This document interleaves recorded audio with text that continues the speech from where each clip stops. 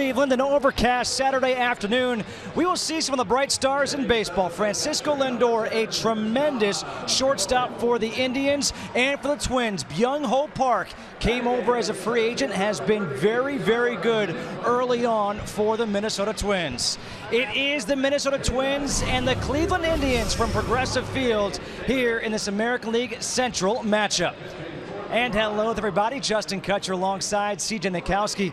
And CJ, when looking at the Indians right now, so far this year, they haven't played their best baseball. But here they are, 17-15, second place behind the White Sox. And oh, by the way, today, they've got their ace on the hill. It's always good news when Corey Kluber is on the mound for the Cleveland Indians. And this is the way they're going to try to win in 2016. It's going to be on the backs of their pitching. Now, the division is very difficult this year. The Chicago White Sox are a surprise team, and they're doing very well. And so the Indians are going to have to find a way to contend and compete with them over the course of this year. But it's going to be, like I said, all about that pitching for them. Runs are at a premium for this offense. But if Corey Kluber can get it going like he did a couple of years ago, the Indians will have a chance. If he does get it going and it's against these Twins, that's not good news for Minnesota because, let's put it this way, they've struggled this year. They've lost 8 in a row.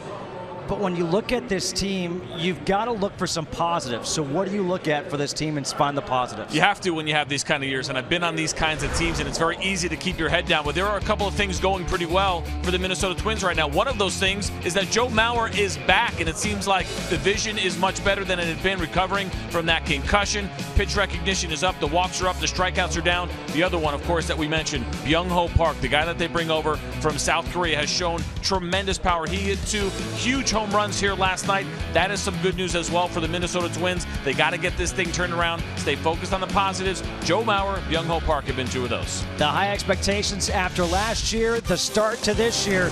Corey Kluber on the hill for the Indians. These teams had met 4 times, each game decided by 1 run. First pitch coming up next.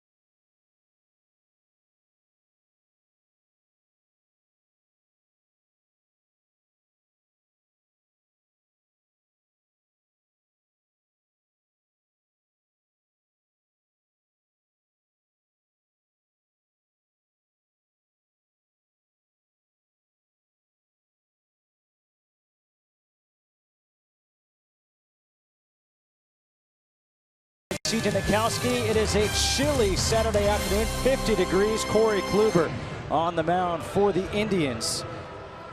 And he will face a lineup that looks like this. Joe Mauer leading things off at first base. Eduardo Nunez at short will bat second. Miguel Sano in right field bats third. Trevor Plouffe, the third baseman, will bat cleanup. Young Ho Park will DH and bat fifth. Brian Dozier at second, bat sixth. Eddie Rosario in left field will bat seventh. Juan Centeno, the catcher, will bat eighth. And Danny Santana in center field will bat ninth. Corey Kluber against the Minnesota Twins. In his last 8 starts, the ERA under 3.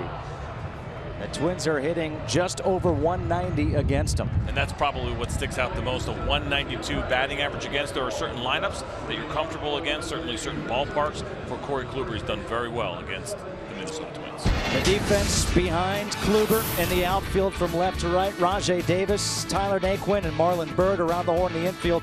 Mike Napoli at first, Jason Kipnis at second, Francisco Lindor at short, Jose Ramirez at third, and Yan Gomes is behind the plate. And we are all set to go. Joe Mauer will lead things off here against Kluber.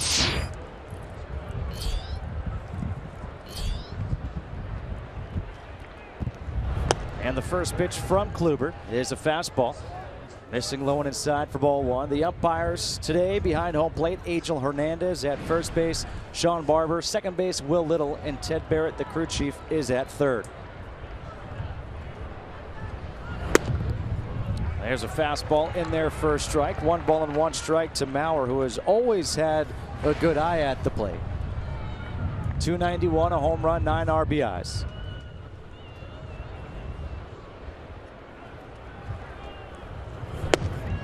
1-1 is outside, 2-1. And that's part of the reason why Joe Mauer is now leading off for this team. His ability to take those walks, like you mentioned, pitch recognition right there. It's a 1-1 count. He lets that fastball go that's just off of the plate. It might be a little bit unusual to see a runner like Joe Mauer leading off, but the Twins think it can work. Mauer right back up the middle, line drive, single to get things going here for Minnesota. Batting second for Minnesota, the shortstop, number 9. Well, he puts himself in that good hitters count, 2-1. It's a 4-seam cutter right there as you see that ball cut a little bit down and in. But in a 2-1 count, you got to catch most of the plate. Corey Kluber right now. I want to check those shorts a little bit. Are we allowed to say that? Yeah, I think so. Okay. You okay? Doing all right. Might need a new pair of pants, but I'm doing okay. Eduardo Nunez will step in. Nunez playing shortstop here for the Twins. And this is how the game has changed so much. It used to be you want your leadoff guy to be a speedster. Well, Mauer's not the speedster, he's the on-base machine. Eduardo Nunez, his numbers. Nunez is a speedster, but he's batting second. Stolen base is not as important, apparently, in today's game. Trying to bunt, pops it up, easy play for Yan Gomes. 1 away. And that was not a sacrifice bunt. That's Eduardo Nunez looking like he's trying to bunt for a hit, and as well as he's been swinging the bat, kind of surprising, 356 on the year. But a lot of times you're taught when you're bunting to never go up. You start at the top of the strike zone, so that what we just saw right there does not happen where you pop the ball up, and a wasted at bat right there for Nunez. 1 away now for Miguel Sano.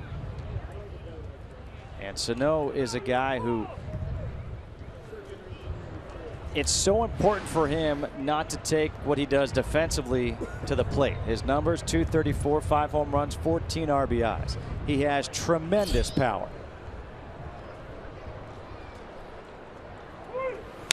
First pitch fouled back. We've seen glimpses of it in 2016. We saw a lot of it last year. But this guy is big, he is strong, he can hit the ball a long way, and he made this ballpark look really small last night. You know, it's really hard for me to come here to Cleveland and not think about one of my all-time favorite movies, Major League. And when someone says, what park is that not out of? Yellowstone? That's out of every Major League ballpark, that is for sure. Estimated at 460 feet. The fastball is low and outside. 1 ball and 1 strike. We talked about positives in the open and things that you could look forward to for the Minnesota Twins, and certainly Miguel Sano is one of those, even though it has been a slow start. 18 home runs for him last year in just 80 games played. A little bit of an adjustment now that he's out in the outfield, but there's certainly time for him to get this turned around. Good breaking ball there. 1 ball and 2 strikes from Kluber.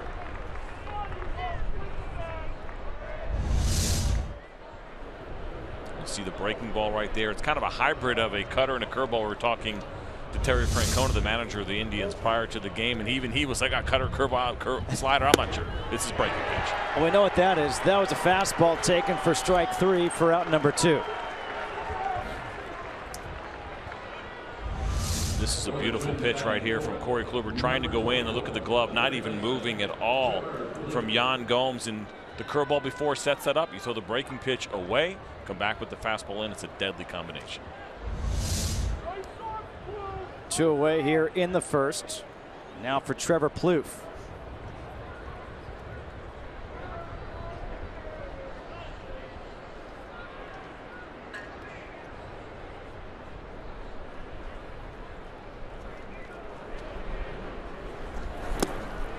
Fastball in the dirt. Good scoop by Gomes. You talked about the speed and how we look at the leadoff hitter a little bit differently. Think 2 outs, a runner on. Would your leadoff hitter try to steal a base here? Not when it's Joe Mauer. Not when it's Carlos Santana. Things have changed a little bit in Major League Baseball. We look at the lineups a lot differently, and this is one of those times where it shows up, whereas a pitcher, you don't even have to worry about him going anywhere. Off the end of the bat, 1 ball and 1 strike. Now, CJ, let's not go crazy. I mean, Mauer is 1 for 1 on the year in stolen bases. Perfect. You don't want to ignore perfect, I guess.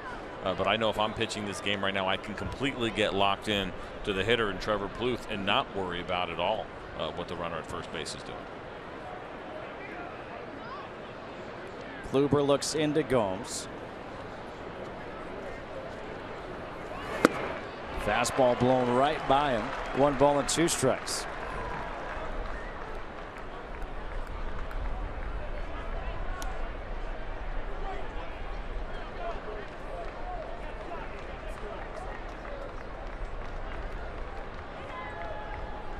One ball, 2 strikes, 2 outs. Mauer on at first. The 1-2. Just missing. 2 balls and 2 strikes. Corey Kluber wanted that pitch, and if you're watching him and you're looking at the velocity, and maybe you're saying, well, this is not what we're used to seeing in Major League Baseball right now, is you see that little 4-seam cutter right there as he tried to go in. Corey Kluber will sit around 92, 93 miles an hour, but none of it is straight. Right? It's the 4-seam cut. It's the 2-seam that runs. You never know which way that ball is going to go. 2-2 breaking ball, a beauty, and he gets Plouffe looking. Back-to-back strikeouts looking for Kluber. No runs on 1 hit, 1 man left on. Indians coming up.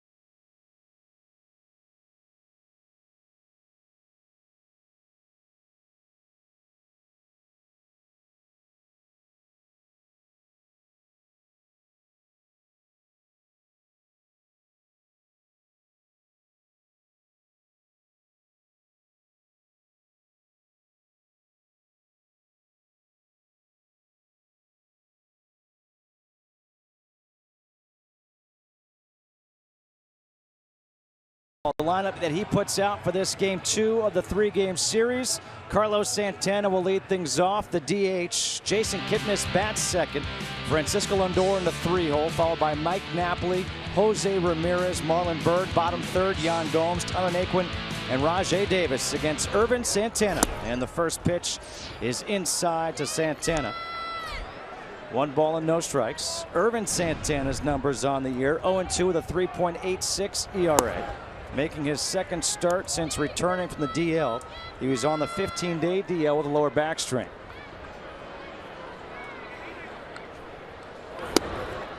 And he is quickly behind in the count to Carlos Santana. 3 balls and no strikes. And it's the one thing that has stuck out about Santana a little bit this year is that walk rate has been up. We're not used to seeing that from him, but he is up over 4 this year. Not certainly where you want to be, especially for a guy that can be home run friendly. 3 balls and 1 strike to Santana. And ask for time. Carlos Santana on the season. He's hitting .226 with 5 home runs and 14 RBIs. And he draws a walk to lead off the first. The defense behind Ervin Santana in the outfield from left to right. Eddie Rosario, Danny Santana, Miguel Sano around the horn in the infield. Joe Mauer at first, Brian Dozier at second, Eduardo Nunez at short, Trevor Plouffe at third, and Juan Ceteno is behind the plate.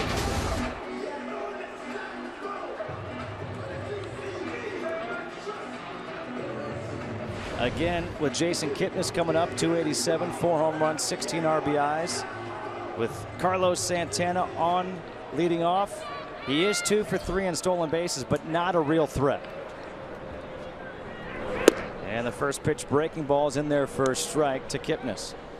And if you're wondering about Carlos Santana and why would Terry Francona feel comfortable having him lead off, he is the only hitter in Major League Baseball who has walked more than 90 times in each of the last 5 seasons. He is an absolute walk machine, and it has been consistent for him throughout his career. No balls and 2 strikes to Kipnis.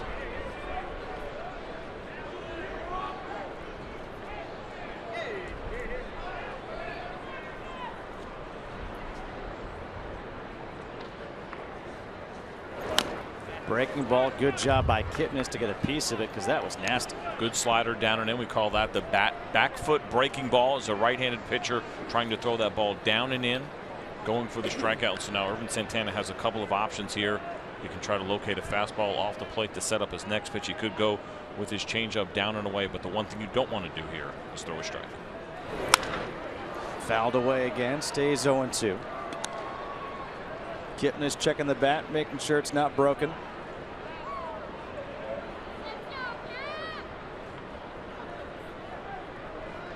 The 2 leadoff men, Mauer and Santana. I still can't get over it.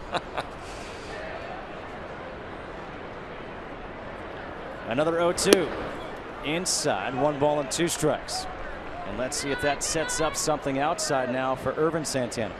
Well, that's the purpose of that pitch. It's in off the plate 0-2. Try to get the hitter to move his hands, maybe move his feet.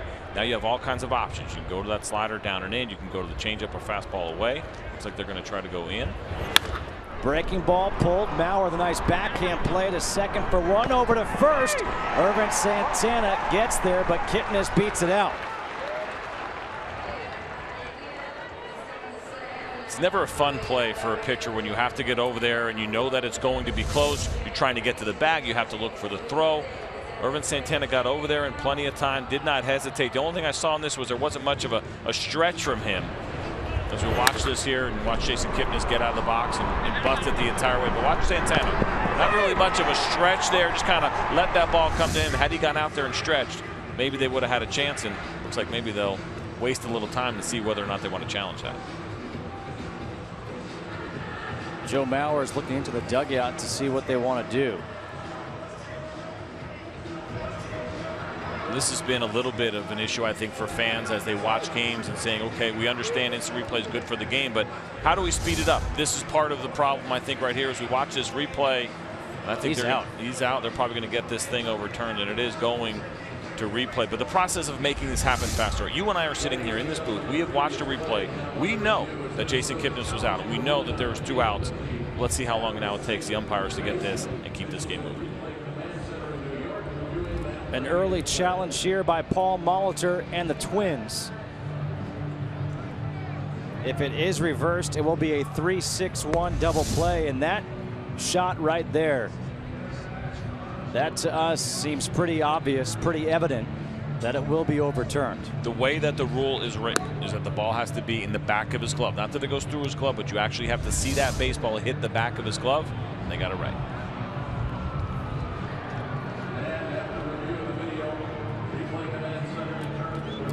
The call is overturned, a 3-6-1 double play.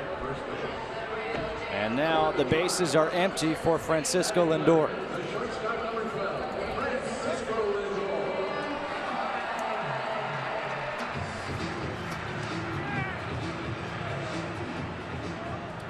This is a guy who, I don't know about you, but I am very, very excited to watch in person. Oh, without a doubt. And I've seen him before, and he's an exciting player. He made a great play last night. We saw barehanded. He's a two-way player. And obviously, he's hitting third in the middle of this lineup. Defense is a plus. The offense has been really good as well. And a kid who's still learning the game. He's so young at 22 years old. And so there's still a lot going on here with Francisco Lindor. But I think we are looking at one of the great shortstops over the next decade. There has been a renaissance in Major League Baseball with these guys at that position. Down low and in. 2 balls and a strike here to Lindor. 299, 2 home runs, 13 RBIs for a 22-year-old shortstop who, when you look at him, you don't think would be a 3-hole hitter. Pop foul, headed towards the seats. Plouffe gives it a look. 2 balls and 2 strikes. How about the keys to the game today, sponsored by Ford? A couple things I'm keeping an eye on, and I'm talking about looking for an opening if you're the Minnesota Twins. In the case of Corey Kluber, he's pitched well, but there have been times where he struggled just a little bit, a few batters. You have to take advantage of that. And on the Cleveland side, follow the leader, and that leader is Mike Napoli, who was hitting .368 versus Irvin Santana in his career with 3 home runs. But not only that part of it, but as we talked to Terry Francona before the game, he has also taken on a leadership role in this clubhouse, both how he leads by example, but also vocally. He said he has been the perfect fit for this team. Broken bat flare off the glove of Plouffe, and Lindor will reach base. Let's wait to see what this is.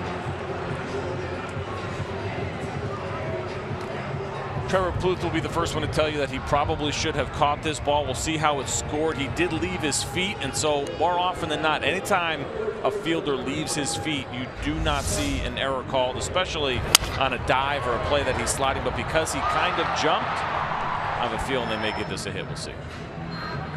It has been ruled a hit. So a 2-out single, a broken bat single for Lindor, and that brings up Mike Napoli, who, like you said, has those good numbers against Santana. The first pitch breaking ball is outside. And the OPS is 1,000. I mentioned the 3 home runs. And probably more importantly, I think here for the Cleveland Indians is just what Mike Napoli has done to this clubhouse, to this team, and also as you see the 7 home runs, what he's done to this offense. Look over to first. Lindor on the season, 6 for 7 in stolen bases. Mike Napoli signed by the Indians in the offseason, and Terry Francona said that Dustin Pedroia told him, you've got to get this guy. You will love him. Lindor bluffs, a big swing and a miss by Napoli. Well, based on that conversation, I think that tells you everything you need to know about how Dustin Pedroia felt about Mike Napoli as a teammate. And it's always nice when you have those relationships from previous organizations where you can lean on former players, former coaches, former front office people to get a little bit of a better read on a player and what they can actually bring to the table besides just what you're analyzing in their numbers. 1-1 fastballs outside. 2 balls and a strike here to Napoli. 2 outs, bottom half of the first, no score, Twins and Indians. Pretty remarkable that the 4 games these teams have played so far, they've split 2 games apiece, and each game has been decided by 1 run. Breaking ball misses inside, and it's 3 balls and a strike to Napoli.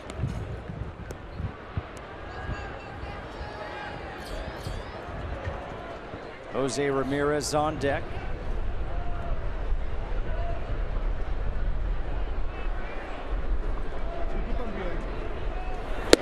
3-1, another big swing and a miss there from Napoli, 3-2. You knew the eyes were going to light up in that 3-1 count, an opportunity, and most likely getting a fastball in the first inning.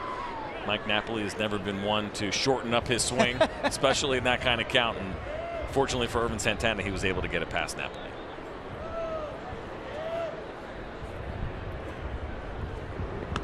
Throw back over to first with a full count, 2 outs. Lindor will be off with the pitch. So Santana just trying to keep him a little bit closer.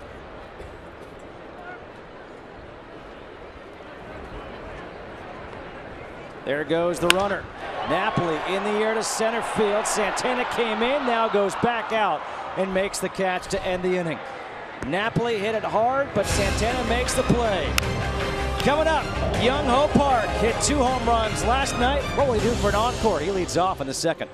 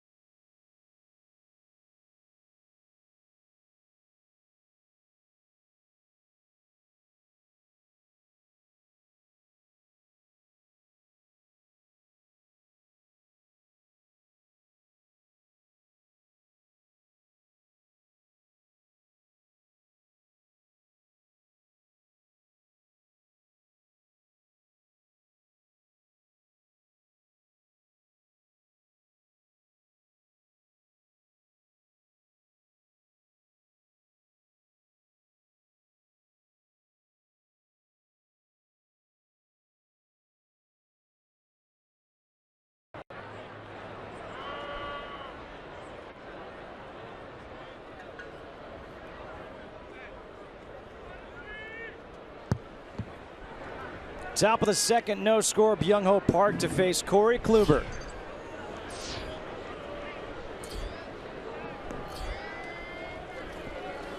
And the first pitch fastball from Kluber's in there, first strike. The numbers on Park: 245, 9 home runs, and 15 RBIs on the year. He had 2 of those 9 home runs last night. Good slider, as Park was way out in front of that, 0-2. It's interesting in that swing right there, as we were talking to Paul Molitor before, he said sometimes Byung Ho Park will take an ugly swing. He said a lot of times that is because he will become a guess hitter, and certainly guessing something else there. He wasn't guessing fastballs. He took that, and that's 3 strikeouts in a row for Kluber going back to the first. And not only 3 strikeouts in a row, but 3 strikeouts looking, and that tells you all you need to know about the stuff. This is a fastball that starts out on the corner, maybe even off the plate, and Byung Ho Park sees it there, and then it runs right back across the middle. And like you said, probably not looking for that pitch, 0-2. 1 away now for Brian Dozier. The second baseman off to a slow start. 0-1. Dozier, 225, 4 home runs, and 14 RBIs. Not typical Brian Dozier numbers for sure. Pop foul out of play, behind in the count, 0-2. I think the one thing with Dozier is that you know you're not going to get the high batting average. That's not necessarily what he does, but you certainly get great home run production from him, as you see right there, the 240 batting average, but it's the 75 home runs that stick out over those 4 years. Missing inside, 1 ball and 2 strikes. Starting to rain again here at the ballpark in Cleveland. Rain has been on and off all day long, really, and they thought we'd have a good window to get a game in. A ground ball up the middle with the shift. It's KIPNIS behind the bag, 2 away. And as we talk about Corey Kluber, and as you guys watch him today, think about his pitch selection. It's pretty interesting. This is a guy who throws 56.6% fastballs, and then the other 21% in that group are cutters. So predominantly, most of his pitches are hard, and you're looking at 78%, Justin, as my math, as I do it off the top of my head. Mostly fastball, so mixing that curveball and that changeup. But the fastball and the cutter don't have a ton of speed differential from them, and like I said, he'll also mix in that 2-seamer. So it's a lot of hard stuff going in a bunch of different directions. Eddie Rosario hits with 2 outs and fouls the first pitch back, 0-1. Rosario has had 96 at-bats on the season, 19 hits, hitting 198. That's what my math leads to. It's easy when you just get to read it. Outside, 1 ball and 1 strike. I don't know you're a math major at St. John's. How about it, bud? I actually majored in baseball, but I did pay attention to a little bit of my math when I was there. You're a pitcher, so you had to know math to calculate your ERA. Well, that one, of course. Good breaking ball. 1 ball and 2 strikes. Terry Francona has to be happy with what he has seen from Corey Kluber so far through the first 6 hitters that he has faced. Looking really sharp right now. 1-2, and there's his first strikeout of the swinging variety. A 1-2-3 inning for Corey Kluber. He gave up a leadoff hit to Mauer, nothing since.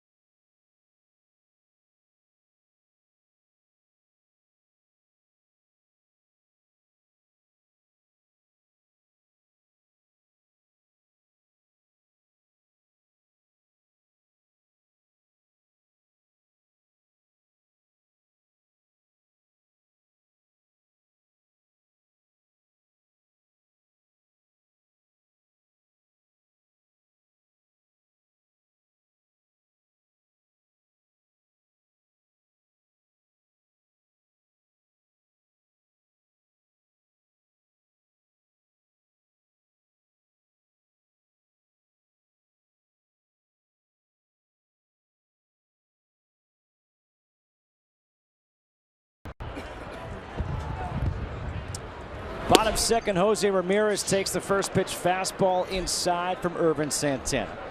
Ramirez playing third base today, 309, a home run and 12 RBIs. Down low, ahead in the count, 2 balls and no strikes.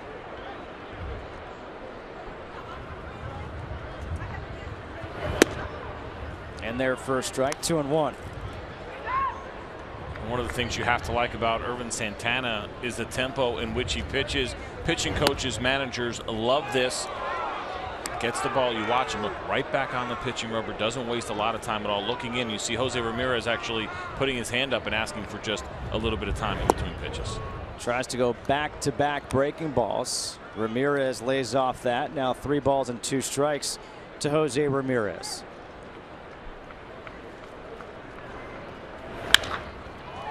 In the air, left field. Rosario came in, now has to drift back and makes an easy play a little more difficult. Come on out to the ballpark this weekend for Major League Baseball's first annual Play Ball Weekend, proudly supported by Chevrolet and Scotts. For more information on Play Ball Weekend activities and to get your tickets, visit MLB.com/tickets. I don't know about you, but it was never difficult to get me to go out to a ball game. Absolutely not. It was a treat and a pleasure. And as a kid, I got to go anywhere from 2 to 4 times a year to go watch a Yankee game growing up in suburban New York City, and those are great memories. And I say this a lot because we talk about this weekend now and getting out and people playing ball, but just even watching games, we're so busy, right? We are so busy these days. We look at our phones. We spend a lot of time with our electronics.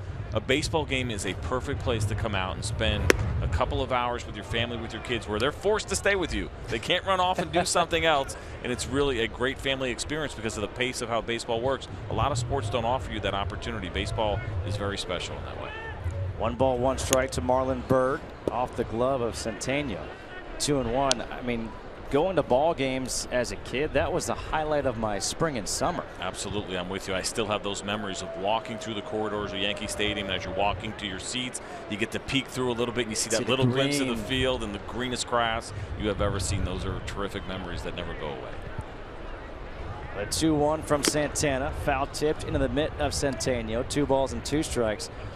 I would average about 4 Yankee Stadium hot dogs per game. That doesn't surprise me at all. 1 pretzel on the way in, a pretzel on the way out. I don't know where you put it, dude. 2-2 fouled back. You have like that. What is his name? Joey Chestnuts. What's the guy's name? Yeah. You have that in you for sure. You could be that guy because it doesn't make any sense. For those of you who've never seen Justin Kutcher, he's not a large man. A little bit more on the, I don't know, smaller side. I hope you don't find that offensive, but you eat. I'm highly offended right now. Like you weigh about 350 pounds. Down the third baseline, foul. Stays 2 balls and 2 strikes to Byrd. But that wasn't the point. The point was how much I enjoyed going to the ball games. And while I was there, I can remember when I first started going to Yankee games, it was like $2 for a hot dog. My last time as a kid, it was like $4.50 or $5, and I used to feel bad being like, man, my parents had to spend like $25 to $40 just for my hot dogs now. Yeah, that's a good point, and I think that's why you should maybe think about paying them back for all the hard work that they put in. 2-2 fastball. Santana thought he had strike 3. Angel Hernandez didn't ring him up, so now it's back-to-back full counts. A lot of times when you miss location, but the ball still ends up being a strike, the umpire will miss that. I think that was the case there. 3-2. Santana takes care of it himself, blows it right past Marlon Byrd for the first strikeout of the game for Santana. Good looking fastball here. 3-2 count. You're not going to try to do too much. Irvin Santana just thinking about splitting the plate. You see Marlon Byrd in his reaction. Ball's got a little bit of run, but he felt like that was one he could get to. See the facial expression right there. Marlon Byrd, a big hit last night for this team as he drilled a double late in the game. He's done a really nice job for a guy that was a non-roster late signee this past spring training. Byrd had the big hit last night. Yan Gomes at the plate came through with a big hit. He had a home run, his 4th of the year in the 2nd inning as he takes a strike. 1 ball and 1 strike. And that was a big hit for him just mentally. The numbers aren't good offensively. The average 163, swings and misses, 1 ball and 2 strikes. But what Terry Francona says about him is the offense has not affected his defense at all. What he does behind the plate is huge for these Indians. And the way that he said it too told us everything we needed to know, which is that that's uncommon, that he's used to seeing catchers and been around catchers who take their at-bats out to the field. A good slider by Santana, strikes out the last 2 batters. We go to the 3rd, no score.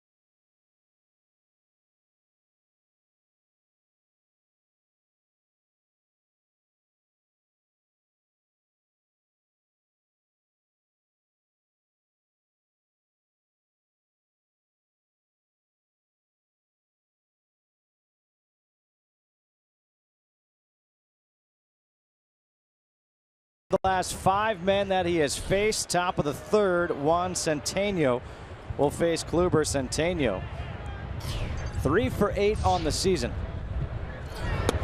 And the first pitch is high and outside for ball 1.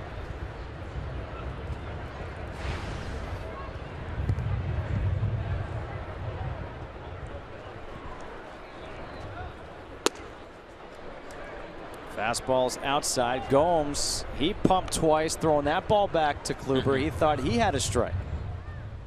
I think early on when you have a dispute with an umpire, you don't want to show him up too much. You don't want to show too much emotion, but at the same time, you do want that message to get across.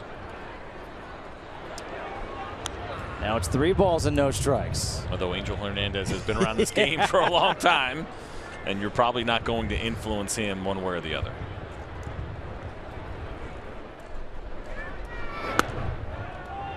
A 4-pitch walk issued to Juan Centeno leading off this 3rd inning.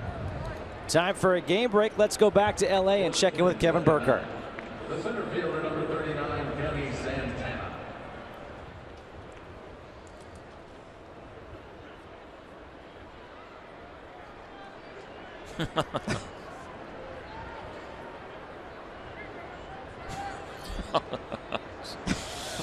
Is that Hanley being Hanley?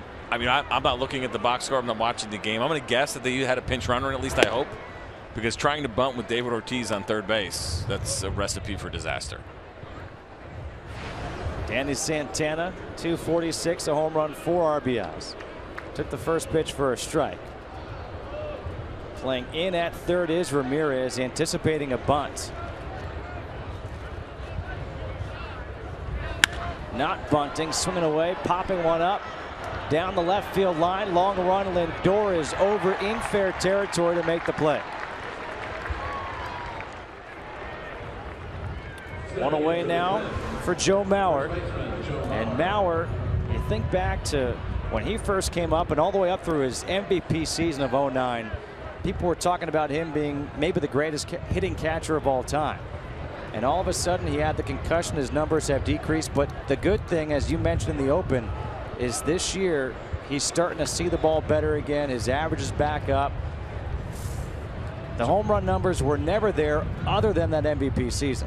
They weren't, and change of ballpark certainly didn't help him either, going to Target Field, which plays very big, and especially for left-handed hitters. But Joe Mauer had the concussion issues, and for a couple of years they were lingering, and he was having eyesight issues. And there's a very interesting story about how he has decided, or what he has worked on to try to correct this. And he's using these what they call strobe glasses, which are basically glasses that will go dark on you, and to try to retrain his brain and to help him keep his head still. And the eyesight has been a lot better. The walk rate is up, the strikeout rate is down, and Joe Mauer right now, although the power still is not there, is a much better version of Joe Mauer than we have seen the last 2 years. And it's really sad what has happened to Mauer, because he was truly one of the great stars in the game, and a hometown kid, first overall pick for the Twins, and it was a feel-good story. And all of a sudden when they signed him to that contract, it looked like a positive, right? The Twins, a small market team, get to keep their star, and that contract has come back to actually hurt them. Well, they've always been a small market team, but they've had very financially successful ownership, but they stay within the boundaries of what they want to spend. They spend within their market, as opposed to, say, maybe the Detroit Tigers are in a similar situation, but they have an owner in Mike Ilitch who is not afraid to spend some of his own money to try and win. The Twins don't do things that way. They keep their business model, so when they extend themselves and sign a guy like Joe Mauer, it has to work over the length of that contract in order for this team to be successful. 3 balls and 1 strike to Mauer. One away. Top of the 3rd inning here in Cleveland. No score, Twins and Indians.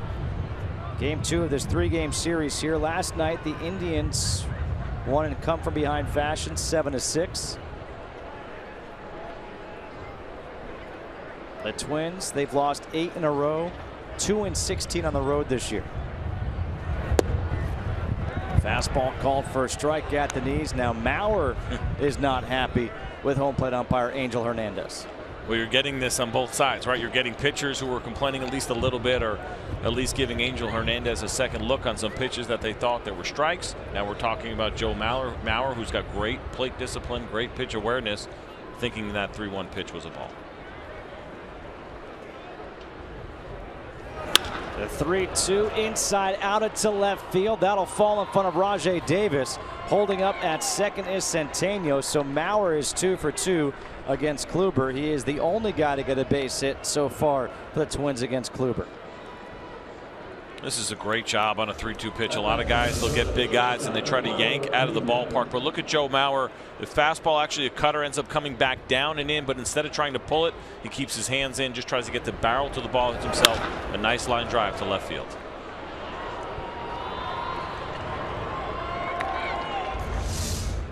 First and second, one out now for Eduardo Nunez, who tried to bunt for a base hit his first time up and popped it foul. Easy play for Yan Gomes.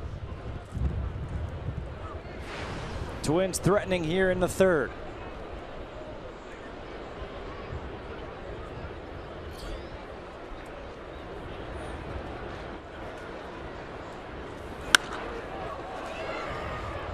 No balls and 1 strike. Nunez is having an interesting season. First of all, you're seeing a bump in his offense. This is not a guy that has sat around up over 300 at any point in his career, but the splits are very interesting. You look at Nunez as a right-handed hitter, struggling against lefties, hitting just 167 against them this year, but 385 against righties coming in. Doesn't make any sense.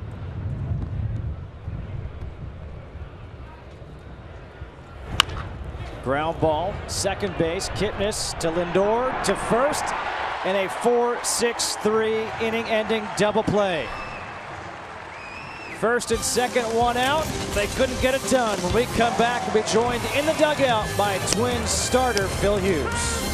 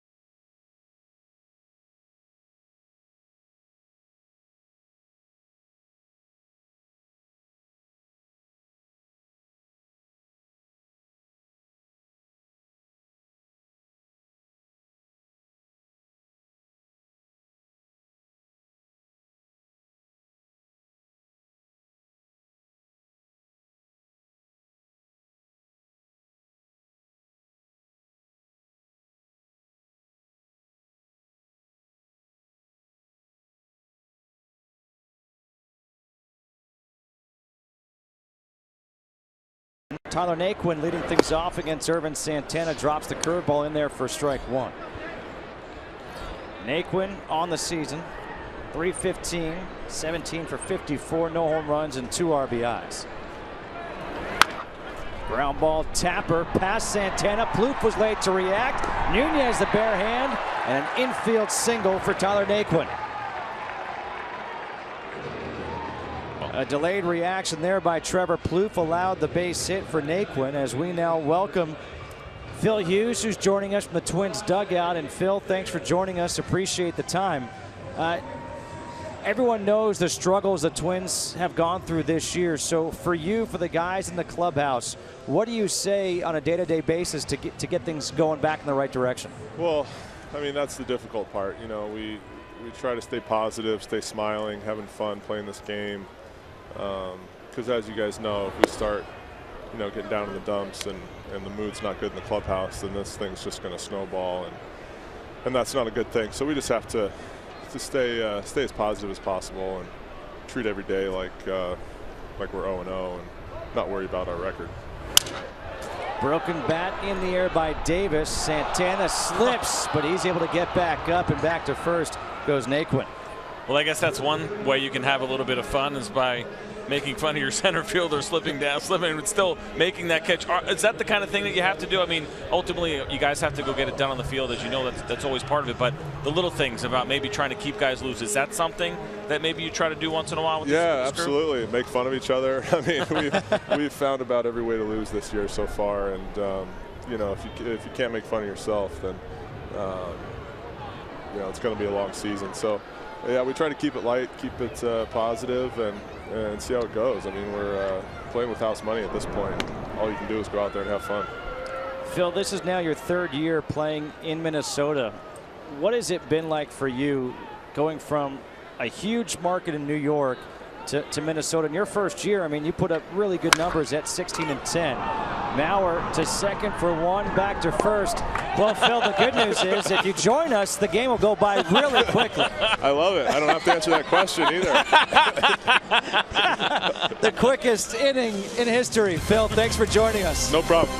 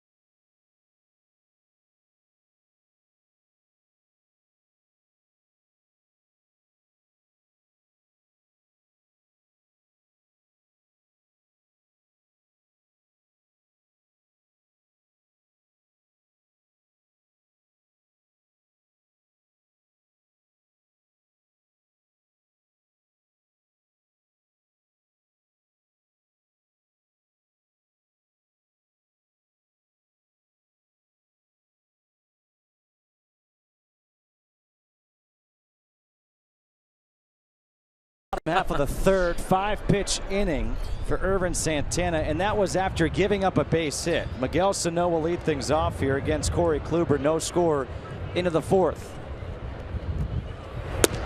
And the first pitch fastball in their first strike, 0-1. Sano struck out looking his first time up. The first of 3 in a row struck out looking by Kluber, and Sano could not hold up on that breaking ball. Behind the count, 0-2. Tell you what, I thought that pitch might have even been a strike on the pitch. It looked like it caught the outside corner, but more importantly now for the Minnesota Twins, they have to be very careful, because Corey Kluber looks like he is about to get locked in and go on a roll. He has been very solid from the beginning of this game, and he continues to look very solid and very comfortable right now.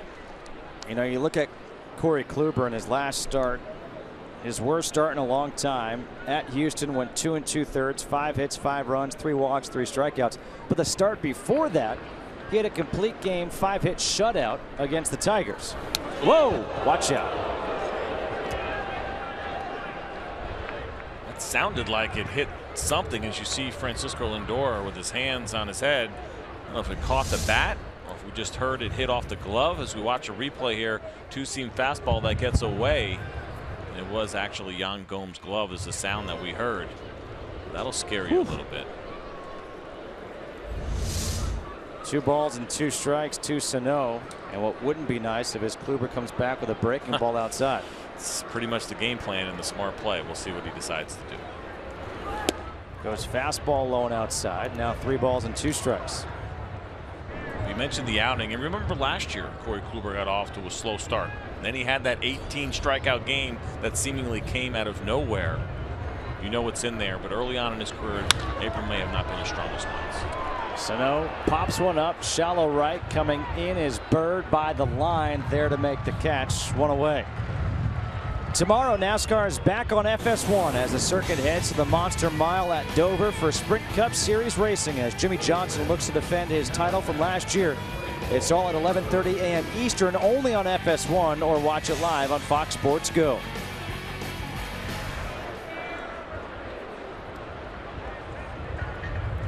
Trevor Plouffe comes up. He struck out looking his first time up.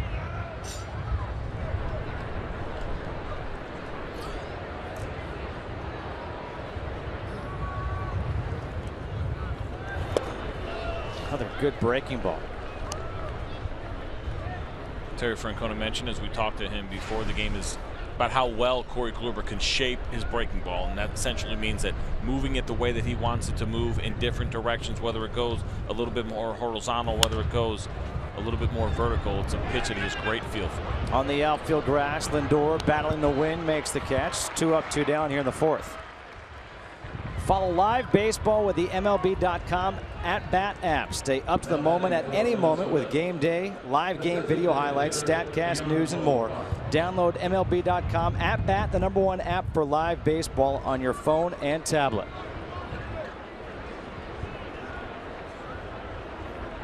Two away now for Byung Ho Park.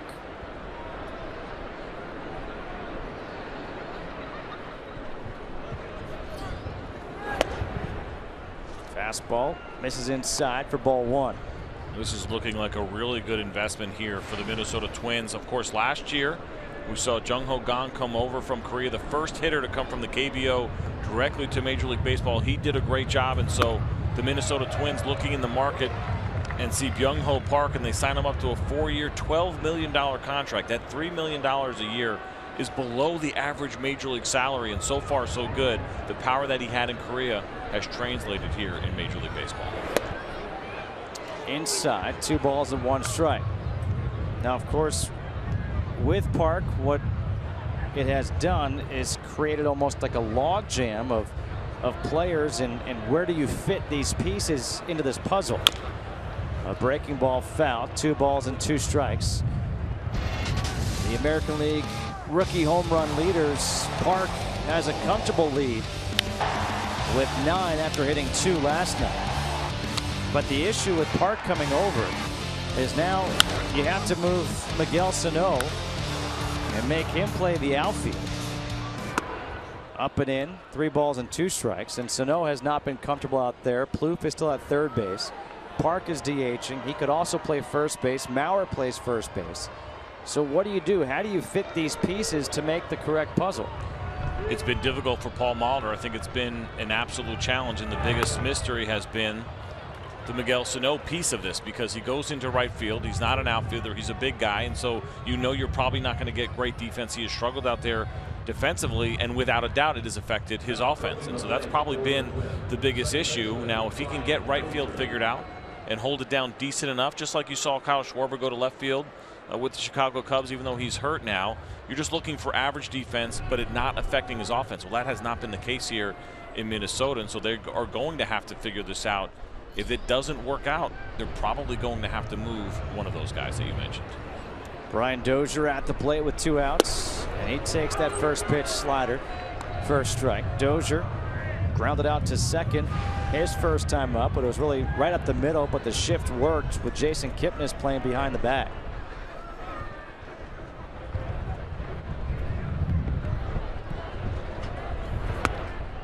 Fastball is down low, 1 ball and 1 strike.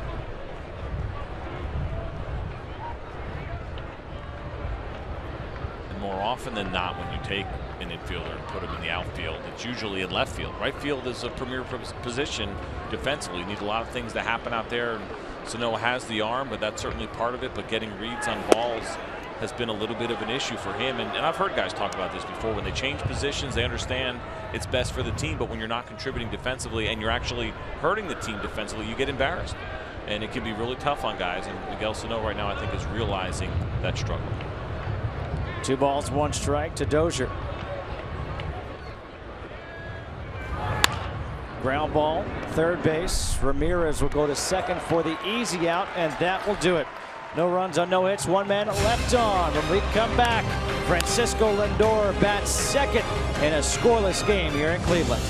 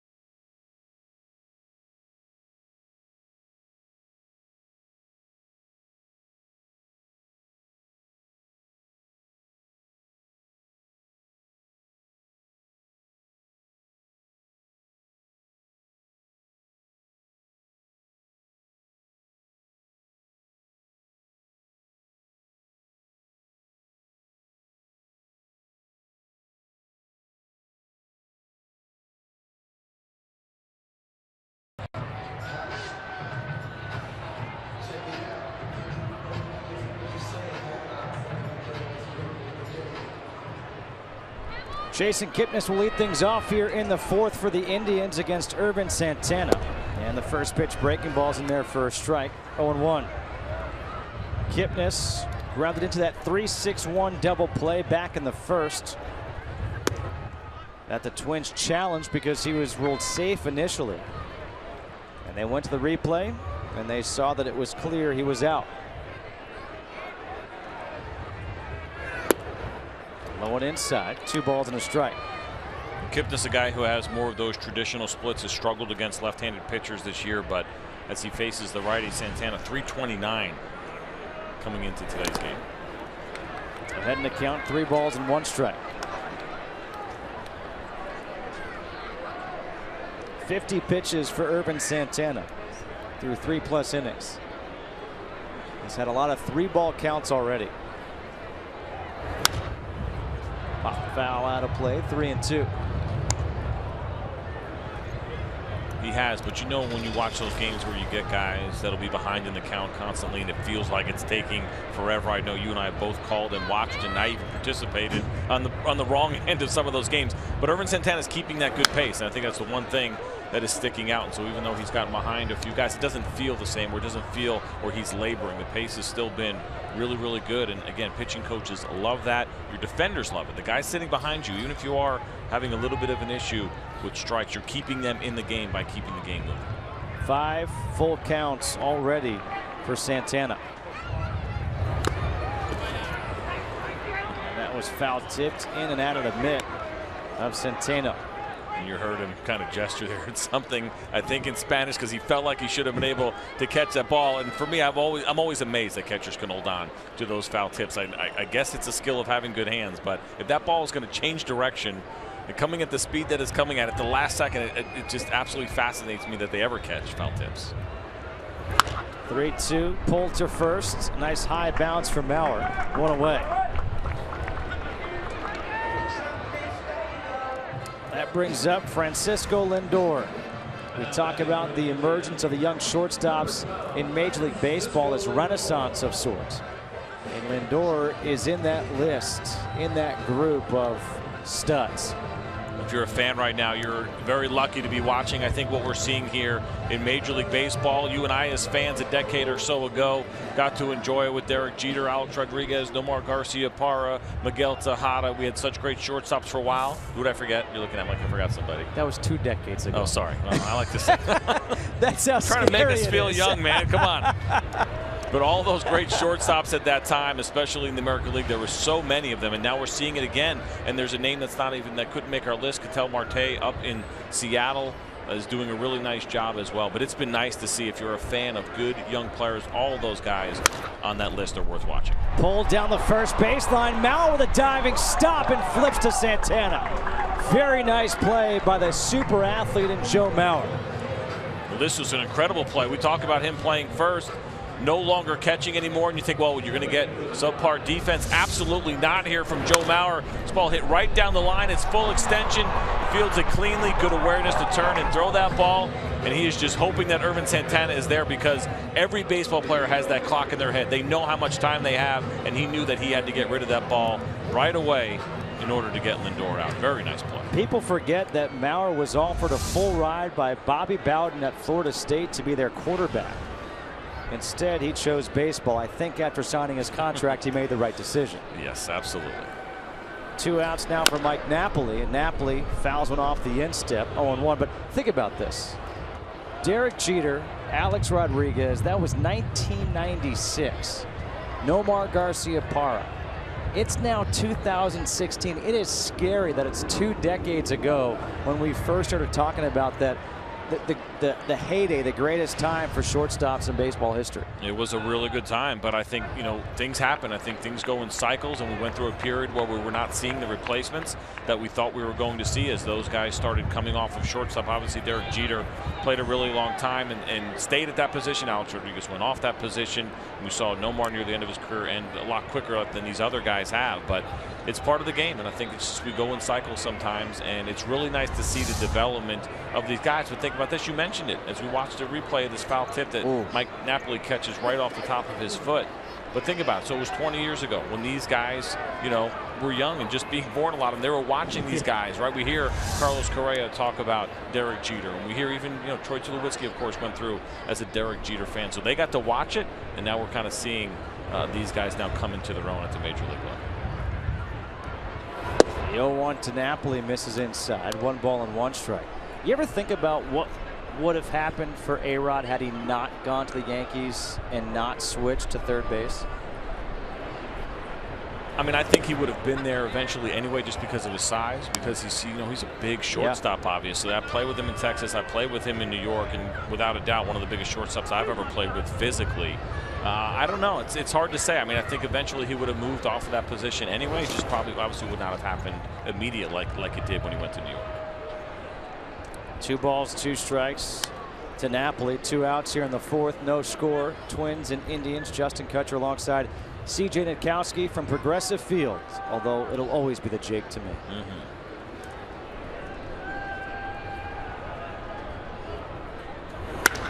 Napoli in the air, straightaway center. Santana going back. It's over his head. One hops the wall. Napoli heading into second, will be in there with his 9th double of the year.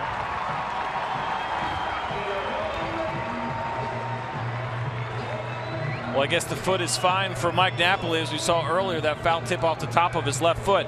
This was loud. I thought this had a chance potentially to get out as he takes, looks like a fastball right down the middle. They were actually trying to elevate. He did not miss the glove, which will make you rethink what your strategy was right there for Mike Napoli. But listen to this.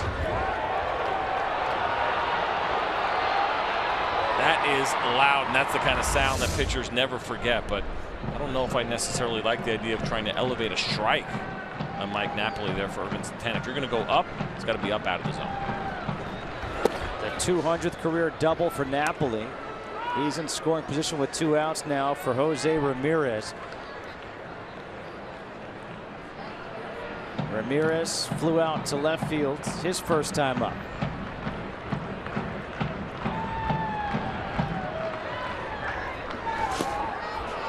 Out in front of that pitch. No balls and 2 strikes.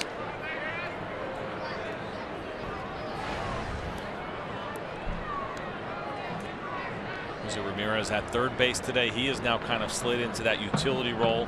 Juan Uribe is not at third, or is at third. Then Jose Ramirez will go out to left and probably will get a little bit more playing time now with Michael Brantley going down.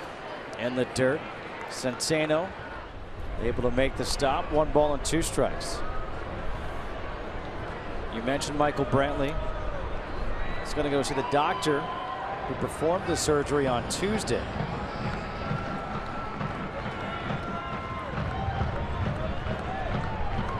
The test came back and nothing new to develop or ask for him for Brantley. Little flare.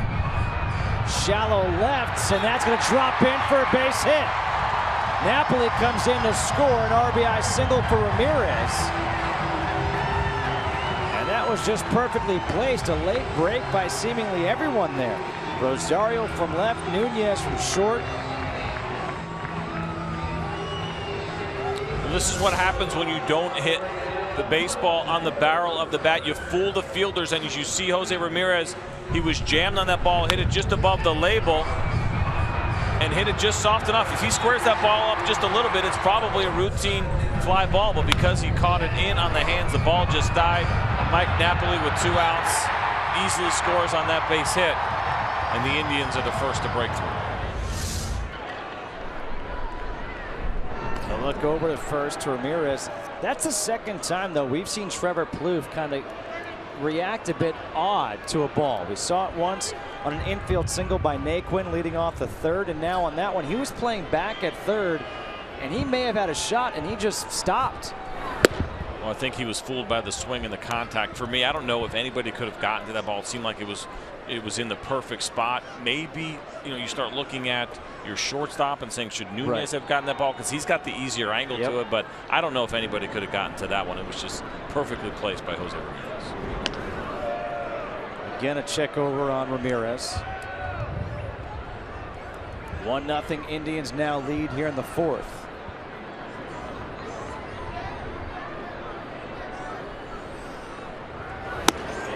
Bird chased the high fastball.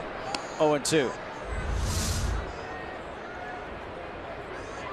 This is Plouffe again, goes back and just, maybe like you said, he didn't have a shot. Yeah. So, I mean, that ball is perfectly placed. I don't think anybody was going to catch that ball. And it's a tough break. You make a pitch, you induce weak contact. This is the way the game of baseball works sometimes.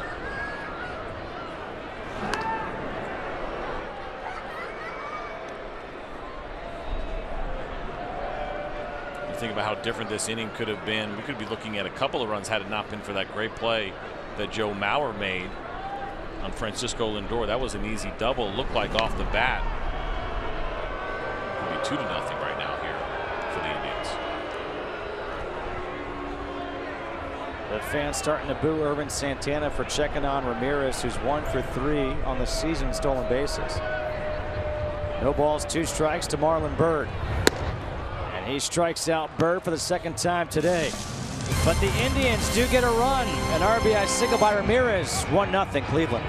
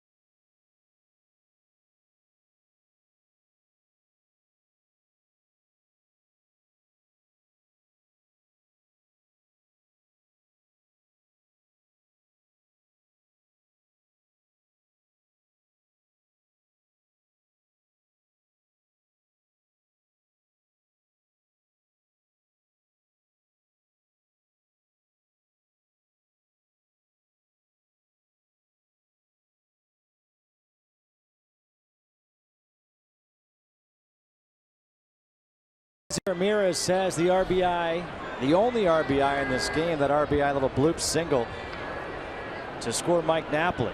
And now in the fifth, it's Rosario, Centeno, and Santana to face Kluber, and Kluber misses with the first pitch. Rosario struck out swinging his first time out.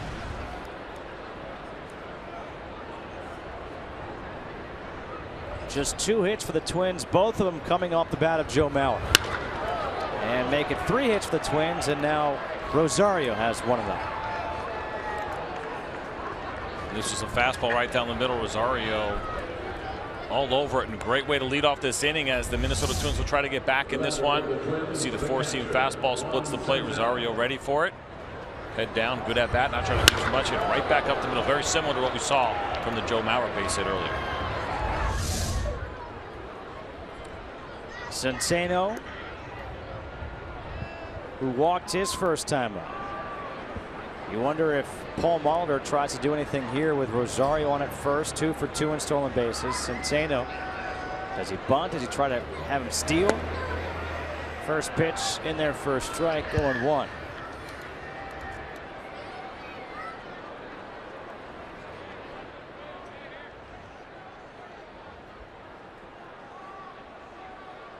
Joe, thank you very much. It's about time. No, I'm just kidding. It's 1-0. Cleveland on top of Minnesota here, top of the fifth. Justin Kutcher alongside C.J. Nitkowski. A leadoff single by Eddie Rosario. And now Centeno in the air to right field. Marlon Byrd back, looks up, gone.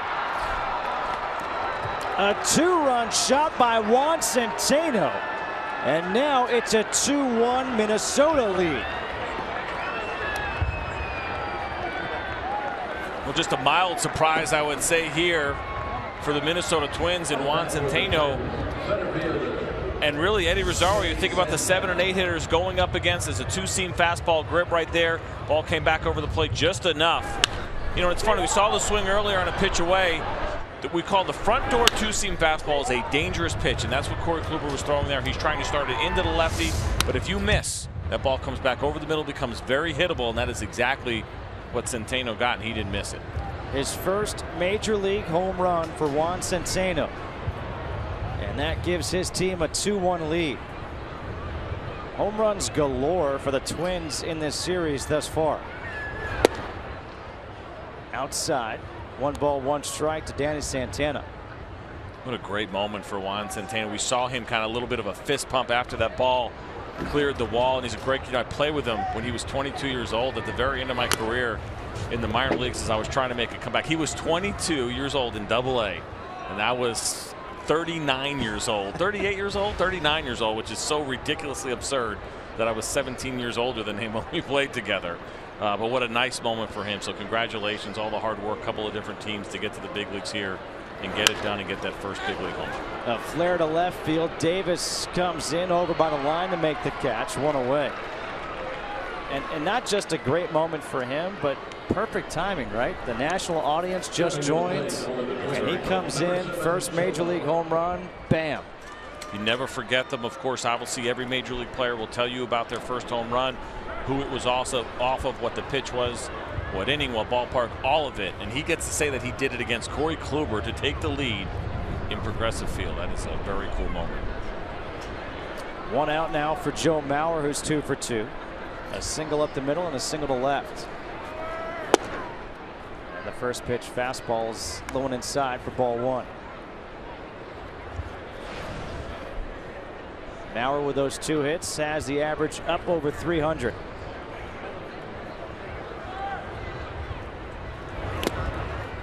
Good pitch, foul tipped into the mid of Gomes. 1 ball and 1 strike. You know, you think back to Mauer and the heyday for him. The M&M boys, the modern day M&M, with him and Justin Morneau.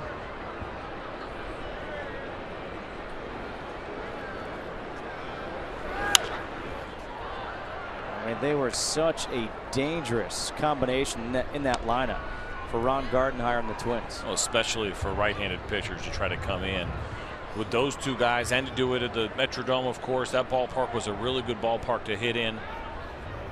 It was a really nice combination that they had in the middle of that lineup. 1 ball, 2 strikes here to Mauer. And Kluber tries for the breaking ball. Mauer holds up. 2 balls and 2 strikes. And very similar personalities, too. I spent a spring training with the Minnesota Twins back in 2005. Both of those guys. All right, who did you not spend time with? There's a couple of teams. You know, I played in the same organization as Byung-Ho Park with the Nets and Heroes. He was in the minor leagues when I was in the big leagues there.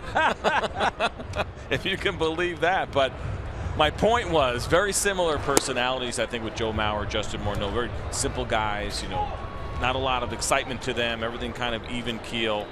Obviously great ball players as well, but a lot of similarities between the two. Nunez on deck. 3 balls, 2 strikes to Mauer. The payoff pitch from Kluber. Fastball on the outside corner, called strike 3. Mauer thought it was ball 4. Has a couple of words for Angel Hernandez, but that is strikeout number 5 for Kluber. Well, this is a backdoor cutter from Corey Kluber. As you see the setup away, ball starts off the plate. Now, Young Gums moves that glove just a little bit, and for me, that tells me that it was probably a ball, and he wanted to give Angel Hernandez just a little bit of a better look. You see him bring it back right there? I think he worked Angel Hernandez. I think Joe Mauer has a pretty good argument there. That's probably a ball. Since 2014, would you have guessed that Corey Kluber is number 3 in Major League Baseball among strikeouts for pitchers? Since 2001, I missed it. 14, I would not have guessed that, actually. I know we would have been up there. And you're good on trivia. I would have put him top 10, but I definitely would not have put him top 3. You know, he's been sneaky good over the last couple of years, without a doubt, and he's been a guy that can absolutely rack up some strikeouts. Speaking of strikeouts, number 2 on that list was Max Scherzer, who struck out 20 in a game this week. And I don't know if you saw the picture he took on Twitter, but he had a picture as he was standing on the corner of 20th and K Street in D.C. No, that's pretty cool.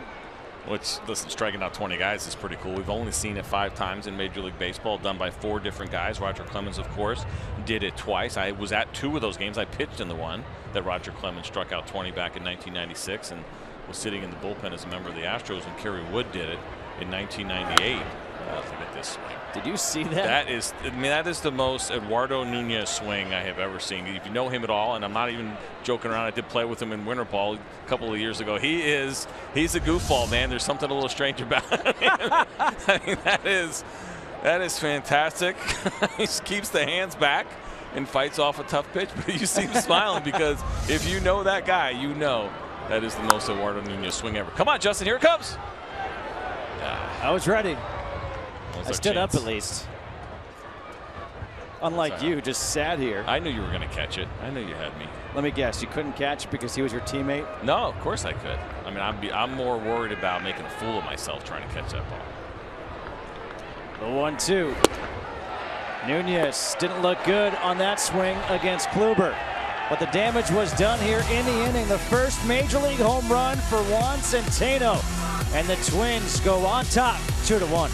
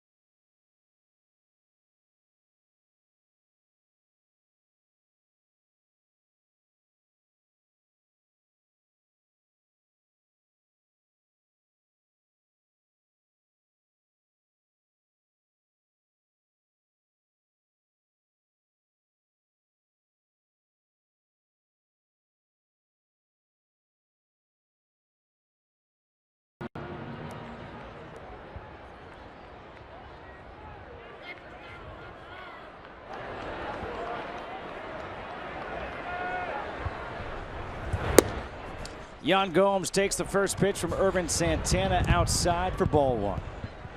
2-1, bottom half of the fifth inning. Twins now leading the Indians. For those of you just joining us on FS1, these teams have played 4 times this year. They have split the 4 games, and each of the 4 games have been decided by 1 run. And what do you know, but we've got ourselves a 1-run game. 2-0, fouled back, 2 balls and 1 strike to Gomes.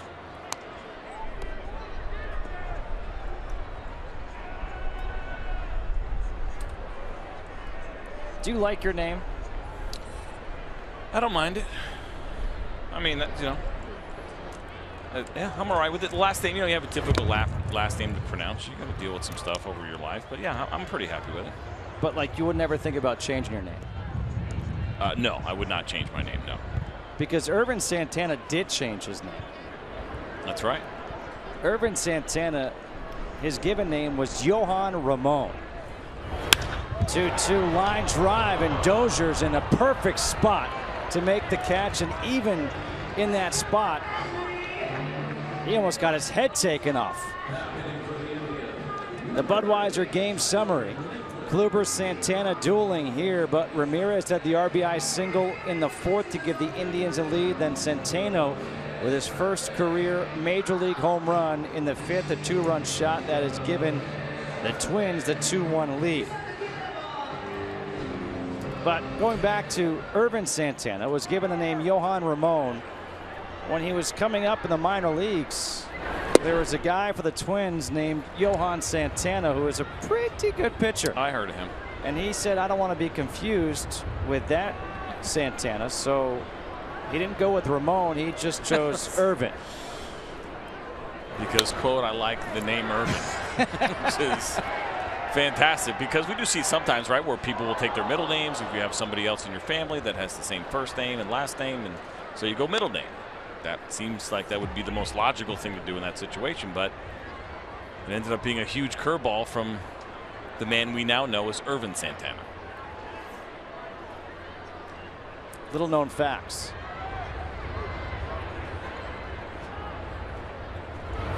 Oh-2 is bounced in the dirt to Naquin, who had the infield single his first time up. 1 ball and 2 strikes.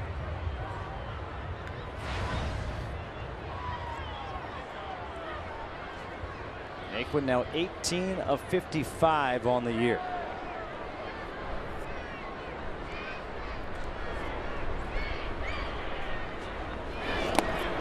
Breaking ball, 2-2. You mentioned earlier the 3-ball counts and the full counts that we've seen from Ervin Santana today, but the pitch count not terrible at 77 right now through 5. If you can get through this inning without using too many pitches, that's not bad considering all those 3 pitches. Broken bat flare to second past the diving Dozier, and a base hit for Naquin. He's now 2 for 2.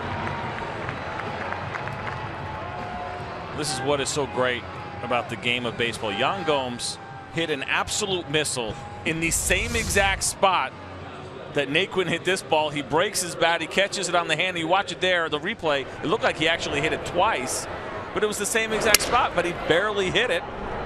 But because of the shift and the where Brian Dozier was playing, it ends up turning into a base hit. Yan Gomes had the better at bat of those 2, but he goes back into the dugout with an over.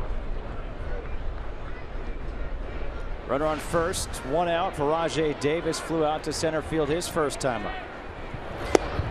Breaking ball, swung and missed.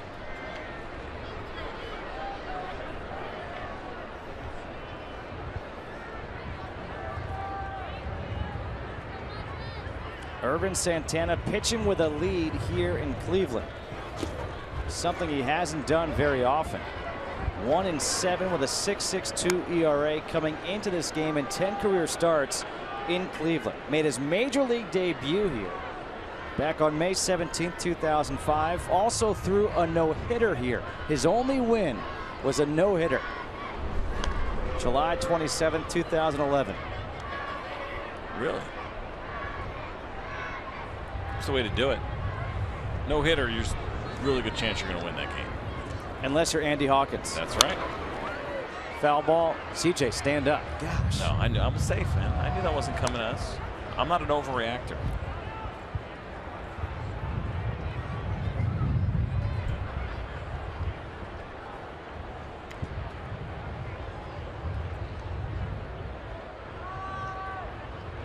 1 ball, 2 strikes here to Davis. Ground ball, shortstop, Nunez bobbles it, and he was still able to get it to Dozier in time, who was on the bag to get the lead runner.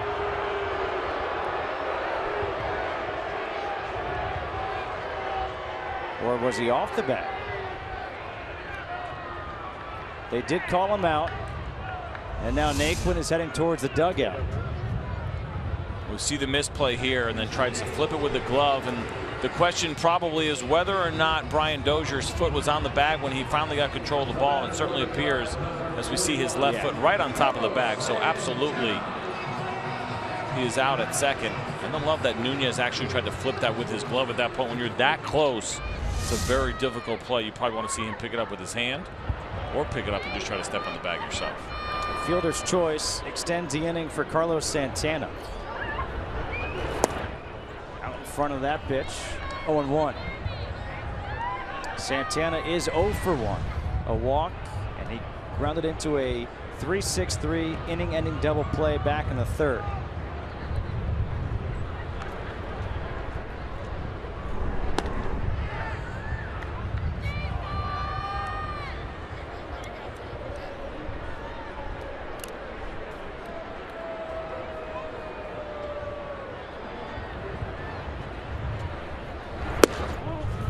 Snap throw back to first, and back in safely is Davis. Davis, of course, has fantastic speed. 8 of 11 in stolen bases. This is an ideal time to go. You have 2 outs with your leadoff hitter up. It's a good time to be aggressive and try and get this bag and get into scoring position with 2 outs. Throw over, he's back in safely. Twins collectively have not been good at throwing runners out this year. Just 3 of 18. It's the 28th worst in all of Major League Baseball. A bluff, down low, 2 balls and a strike. You know, for Centeno, he'd love to make this the greatest 5th inning of his Major League career. He gets the big home run to give his team the lead, and now an opportunity maybe to throw a runner out. You know he's thinking about that as he's locked in right now. Guy who does not get to play very often, and so far has been a major impact on this game. Off-speed pitch, now 3 balls and a strike to Santana with Kipnis on deck. 2 outs, bottom half of the 5th, 2-1 Twins leading the Indians. The Twins are looking for just their 3rd road win of the season. 2-16 on the road so far this year. There goes Davis. And Santana pops one up foul territory. Plouffe over by the wall there to make the catch. And that will do it. 1 man left on base. We played 5 here in Cleveland. 2-1 Twins.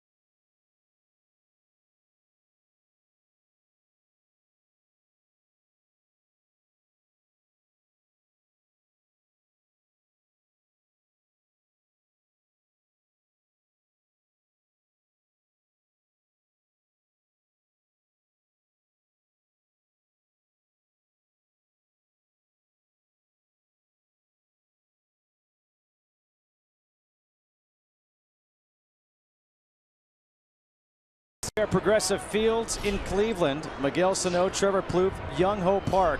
3, 4, 5 in the order to face Corey Kluber. That works. And the first pitch is in there for a strike to Sano, who's 0 for 2, a strikeout, looking at a fly out to right.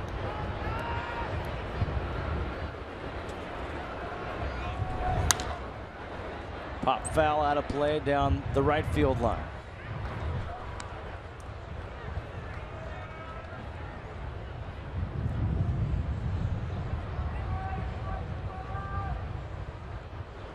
Kluber quickly ahead in the count, no balls and 2 strikes. Looking for a 7th strikeout, and he just got it. It's a great slider in that count. And Corey Kluber has really gotten it done this afternoon here in Cleveland. He's thrown the ball extremely well outside of one mistake, but Miguel Sano, a guy that he has been toying with the slider and the fastball. There's a backup slider there that Trevor Plouffe wasn't waiting for. There was an argument after this one from Joe Mauer, but for the most part, he has been very, very good. And look at this breaking ball right here. Miguel Sano just below the zone, enticing him to chase it through 5 1/3. It's been strong for Corey Kluber. That only mistake was back in the 5th inning. Juan Centeno, of all guys, taking him deep. That's been the big one. But other than that, Corey Kluber has been locked in. 7 strikeouts through 5 1/3. Plouffe line to left field. Rajai Davis slips and he can't make the catch. Plouffe is taking a wide turn and he'll go back to first base. It has been raining here in Cleveland overnight this afternoon before the game. The outfield grass is a bit wet and Rajai Davis just lost his footing.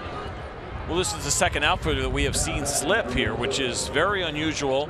Rajai Davis, a good defender. This ball was hit hard. And you see him step in, then go back, and then all of a sudden his feet come out from under him. Look at the divot. You can see it. Watch the divot he makes right here as he goes to plant his right leg, and it doesn't plant, and it slides right through that soft turf. And you really cannot fault Rajai Davis right there. He didn't do anything wrong mechanically. It's just that that right foot did not stick when he expected it to. Well, the outfield grass looks beautiful. Looks like a fairway at Canterbury here in Cleveland. Shocker, you talking about golf. Hey, the U.S. Open is right around the corner, okay? 1 ball, no strikes at Young Ho Park. The wind starting to pick up a bit, blowing in from left field. If you're Rajai Davis right now, you are hoping for that ground ball, the double play, to get Corey Kluber and the Indians out of this inning, and just hoping that what happened right there in left field does not come back to bite them. Fastball is low and outside, 2-0 to Park. Struck out and walked in this game.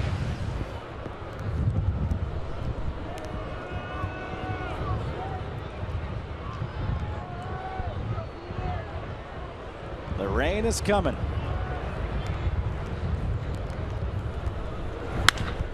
Hard hit ball through the left side, a single here for Park.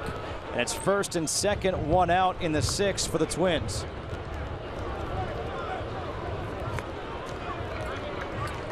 Corey Kluber got the ground ball that he wanted, but it was right in the hole between the shortstop and the third baseman. It's a fastball. He's trying to throw it away. This ball came back out over the plate. Good swing by Young Ho Park, who has done an excellent job since coming to the United States so far this year. Everything is translated. The only thing that has stuck out, and Paul Molitor mentioned this, is how he has struggled with runners in scoring position. Just 0-91 coming into today. Well, now it's first and second, 1 out for Brian Dozier. 0 for 2 with 2 groundouts.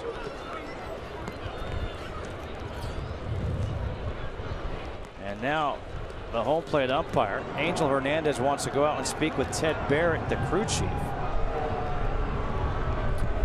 I wonder what this could be about. Unless it's weather related, unless they have been keeping in touch with the grounds crew in between innings, and if they know what's coming. I wonder if that's the case, or if this is going to be a conversation he's having, it looks like, with Corey Kluber possibly. Now he's talking. Now we see Angel Hernandez talking to Brian Dozier.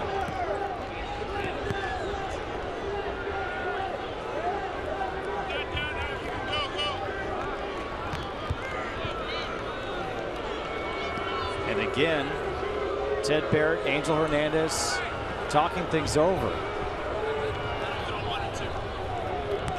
They're going to give Corey Kluber 1 or 2 warm-up pitches here just because they took a little bit of a break. Angel Hernandez, whatever it is that he wanted to talk to third base umpire Ted Barrett about, who is the crew chief, I figure it's only fair to give Corey Kluber a couple of pitches since he had to wait. Now, I'm not sure, I don't know, Justin, if this is about weather, if this is about something else. We saw the forecast was supposed to be rain, but it seemed to have backed off a little bit, at least for this window of the game. So I'm not sure what that was about.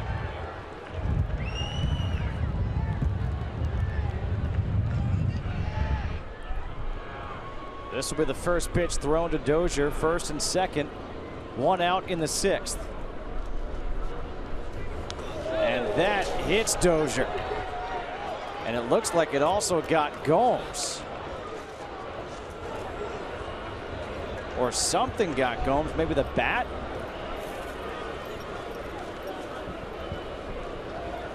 We'll get a look at a replay here. Fastball runs in, 2-seamer.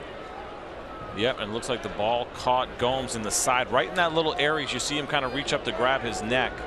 Watch it bounce, and as Gomes turned his head to the right, he opens up his neck a little bit. It's got a sting for sure.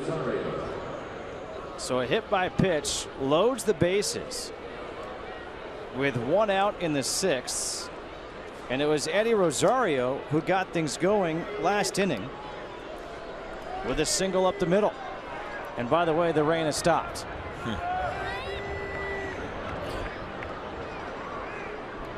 Comes and goes off the lake here in Cleveland. And the first pitch is foul tip for strike 1.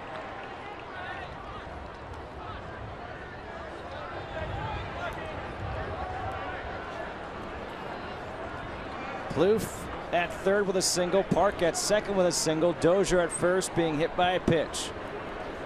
Rosario against Kluber. Top of the 6th and a chance for the Twins to get some runs. They had a lead last night. They blew it in the 8th inning. Marlon Byrd had the big hit.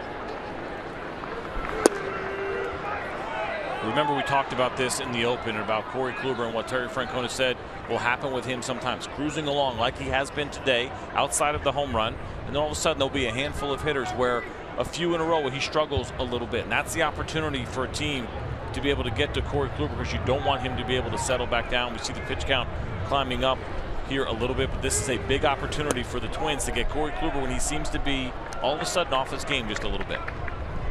2 balls and 1 strike now to Rosario. 1 for 2, single run scored and a strikeout. See pitching coach Mickey Callaway. You don't be surprised. I also can call him a former teammate. Oklahoma City with the Texas Rangers, now the pitching coach here, and has been for the last 4 seasons, getting some action up now in his pen. Pop foul out of play. 2 balls and 2 strikes.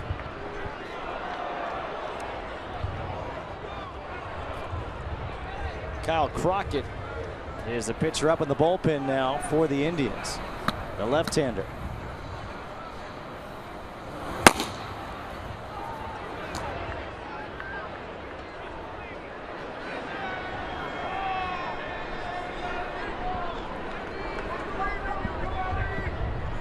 The 2-2 from Kluber. Ground ball. Shortstop Lindor to second for 1, to first. Not in time. Coming in to score is Plouffe. Rosario beats it out for the fielder's choice RBI. I will tell you that the fact that this was even close to being a double play speaks to how good Francisco Lindor is. This is a tough play right here. It's a slow roller. He has to wait for that last hop. Perfect feed to Jason Kipnis. And they did about as good of a job as they possibly could, as we see Rosario busted out of the box, not looking at the play, just running as hard as he can through first base, and he beats it out.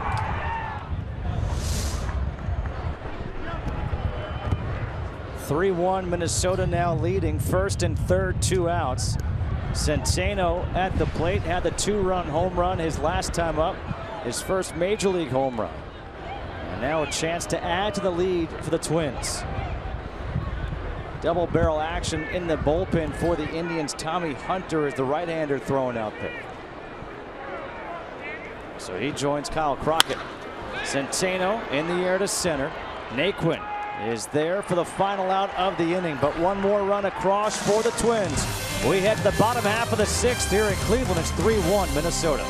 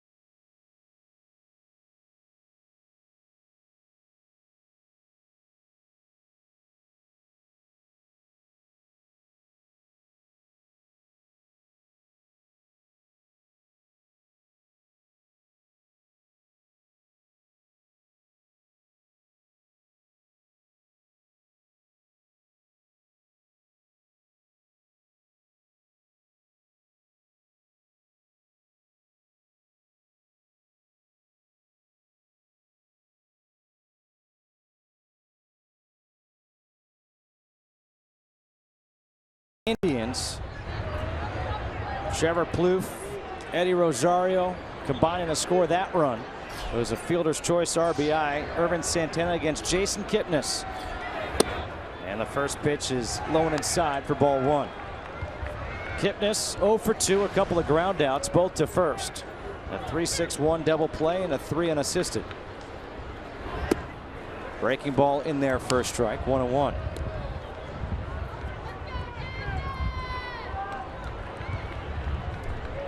What do we got in there? Facebook Live chat pod, so people can watch just you and I. Pretty exciting. Ground ball to second base. Dozier, easy play. One away here in the 6th. Time now for today's Gatorade Frost Cool Under Pressure moment. It was Francisco Lindor being robbed of extra bases by Joe Mauer his last time up. When Mauer made the diving stop, Santana covering. You think about what a difference that play could have made. Likely a second run based on how the rest of that inning ended up playing out. Of course, the Indians did score 1 run in that inning. That was the second out of the inning. Very easily could have been a leadoff double. Here is Lindor.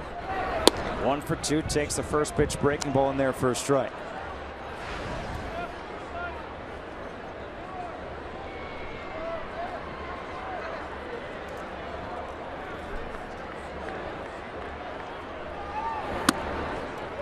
One. You know, we showed the graphic before of all the young shortstops.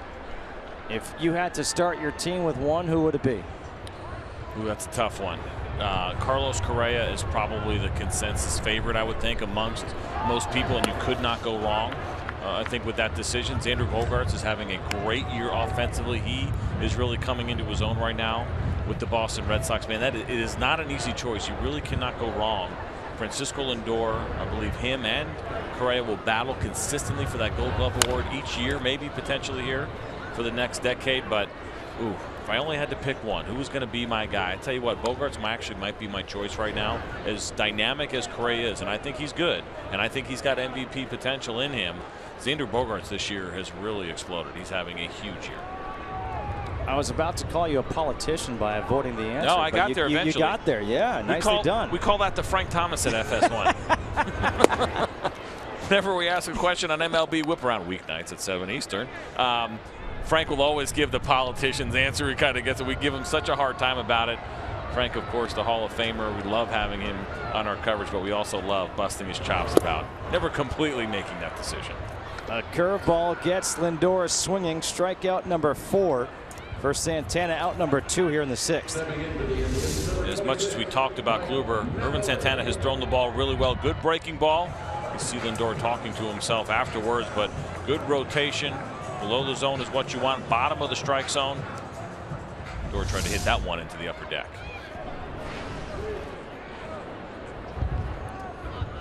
Good line for Santana. Now faces Napoli. Napoli doubled off the center field wall. One hop the center field wall his last time up. Came around to score the only run for the Indians on the RBI bloop single by Ramirez.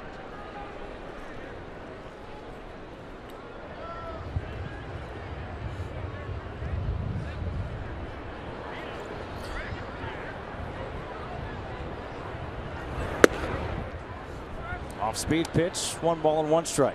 Get me over breaking ball right there from Santana. When you're behind in the count like that, 1-0, you're facing a fastball hitter like Mike Napoli. It's almost an easy way to steal a strike. He's not interested in that breaking ball with nobody on base. Out in front of that pitch, 1 ball and 2 strikes.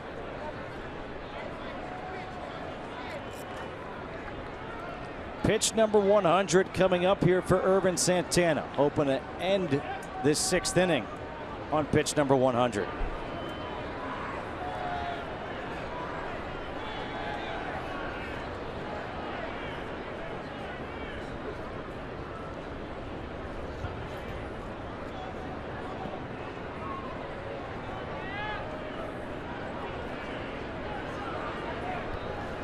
Now it seems Ervin Santana and Juan Santana are having a little bit of an issue. I don't think it's on pitch selection, but maybe on pitch location. You remember they tried to elevate last time. Mike Napoli hit that ball pretty hard. Fastball away, calling slider, changeup, fastball in. So it looks like the fastball in is what Santana has wanted. Nope. And now he's going to call him out. Maybe not.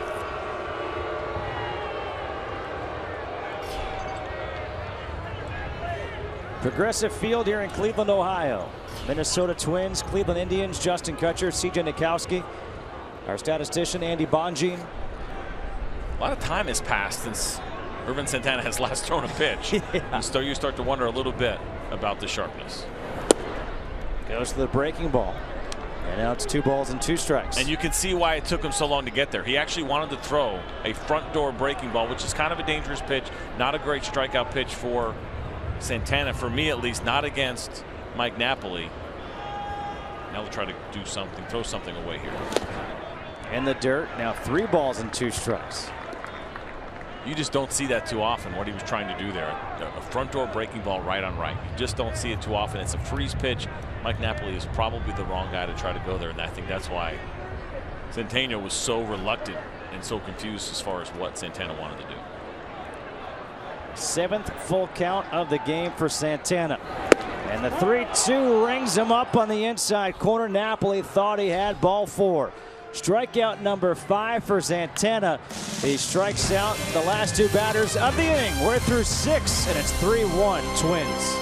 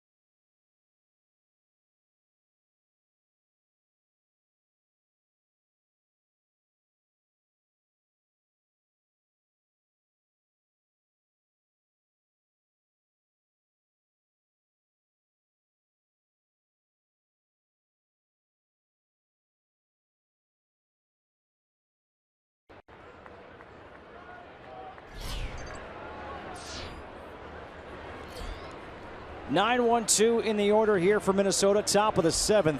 Santana against Kluber, trying to bunt for a base hit and bunts it foul. Danny Santana against Corey Kluber. Santana 0 for 2, a pop out to short and a fly out to left.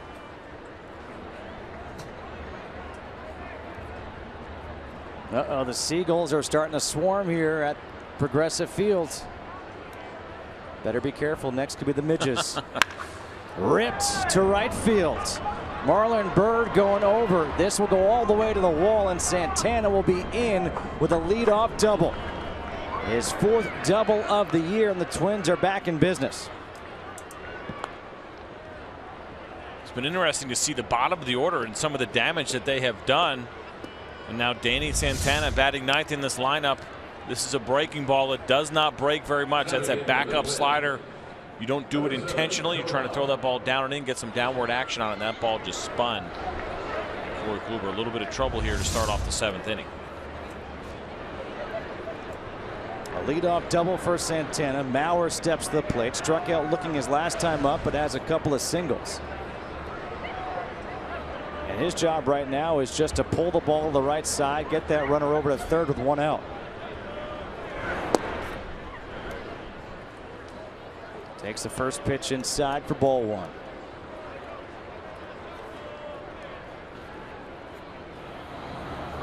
Tommy Hunter continues to throw out there in the bullpen for the Indians.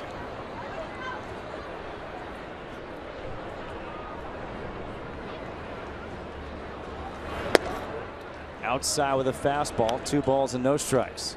97 pitches on the day for Kluber.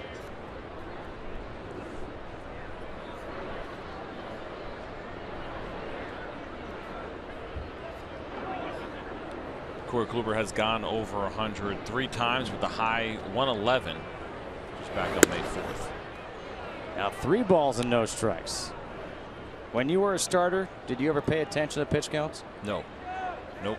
I didn't get deep enough in games more often than not to really worry about my pitch count. But no, it really wasn't as big of a deal. I mean, they paid attention. They weren't going to let you throw 150 pitches. But the numbers where people started getting concerned would be more in the mid-120s, 130s if the conversation even came up at all. Mauer taken all the way, takes a strike, 3-1.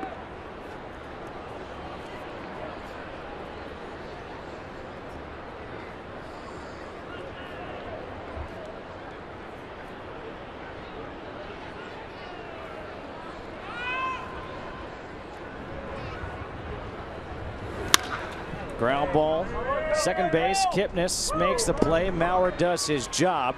Moves Santana over to third with 1 out. Well, it is play ball weekend across Major League Baseball. Kids are taking over Major League Baseball parks as part of the inaugural play ball weekend. MLB will distribute 320,000 play ball plastic bat and ball sets. The Indians hosted a clinic before today's game featuring players and local Cleveland RBI youngsters. They did not hand out popcorn, but that doesn't mean you can't have someone to come out to the ballpark.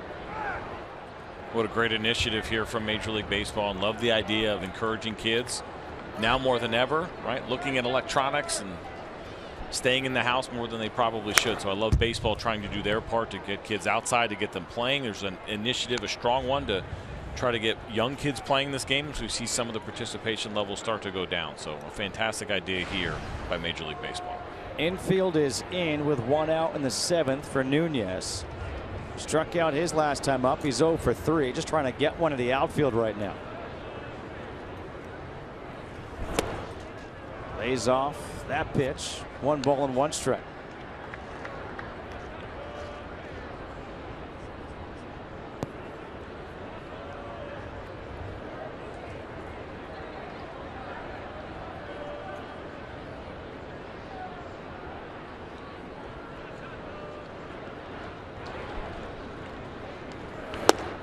Nunez chases that 1-2.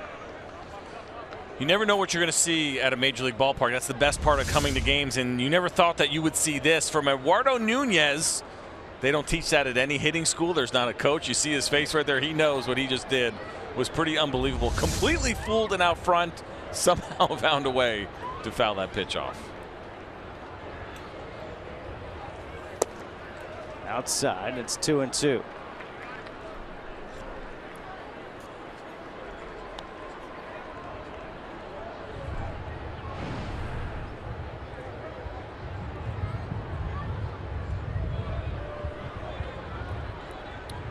Good numbers for Nunez in this area of the ball game.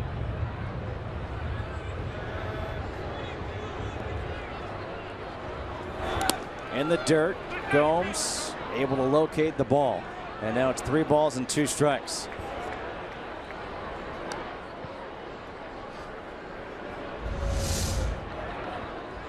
Good job by Yan Gomes. You talked about earlier, Terry Francona talking about struggles at the plate, not carrying over. You're in a big situation. You got a runner at third. It is fantastic as a pitcher when you know you can, with confidence, throw a breaking ball in the dirt, try to get a strikeout. When you have a catcher back there that you feel comfortable with, that you know is going to be able to block that ball. Good job by Yan Gomes. 5th full count for Kluber. 3-2 in the air, right field. Bird over by the line. Makes the catch in foul territory. Tagging is Santana, and he will score. So the sacrifice fly by Nunez, and now it's 4-1 Twins. Marlon Byrd has a pretty good arm, and you saw him try to make a spin throw here. And if you're wondering, should he have let the ball drop and thinking about this run coming across the board, would it have been a foul ball? That ball is way too close. That's not even an option here for Marlon Byrd. And had this throw not been up the line, we might have had a much closer play at home plate, but it was up the line by about 10 or 15 feet. And for the Twins now, putting that 4th run across the board is a big one.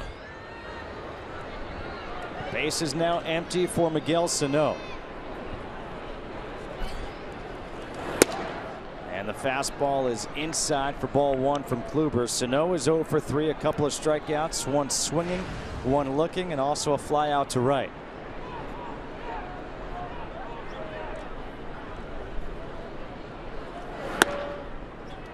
Two balls and no strikes. Corey Kluber has had Miguel Sano completely off balance, guessing wrong.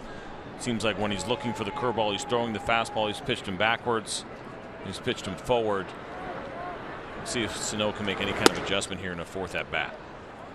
3 balls and no strikes to Sano. I wonder if they green light him here. You're up 4-1. Huge power for Sano. It's not a bad idea. You got a guy that's struggling. This may be the best pitch you're going to get the entire at bat. Wasn't a good pitch. Took it for ball 4, and that might be it for Kluber. Here comes Terry Francona, and he makes the call to the bullpen. Tommy Hunter will be the new pitcher coming in for the Indians. Kluber, the 2014 AL Cy Young Award winner, goes 6 2/3, gives up the 4 runs. His team trails 4-1.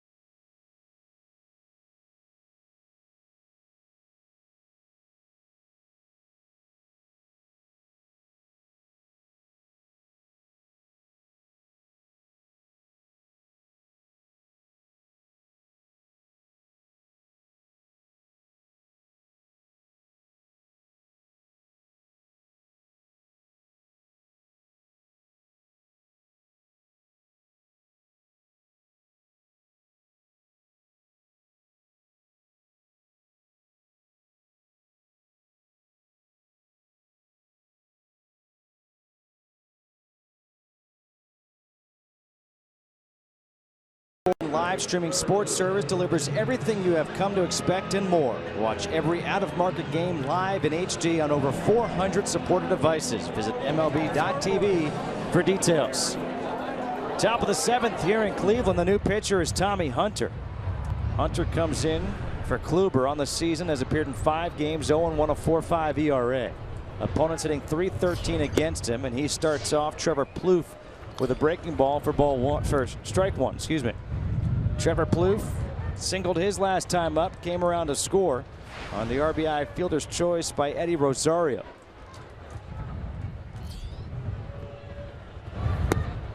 Goes to the breaking ball again, and Hunter's ahead in the count, 0-2. And probably for Trevor Plouffe sitting here thinking, I can't believe I just saw 2 curveballs, 66% fastballs from Tommy Hunter, another 24% cutters. That's 80% of his pitches. Nope, that's 90% of his pitches with are fastball or cutters. And what does he get? 2 curveballs to start off in a bat. Make it 3. Good thing you checked your work on that one. Like, wait a minute, that's not right. 1 ball and 2 strikes here to Plouffe.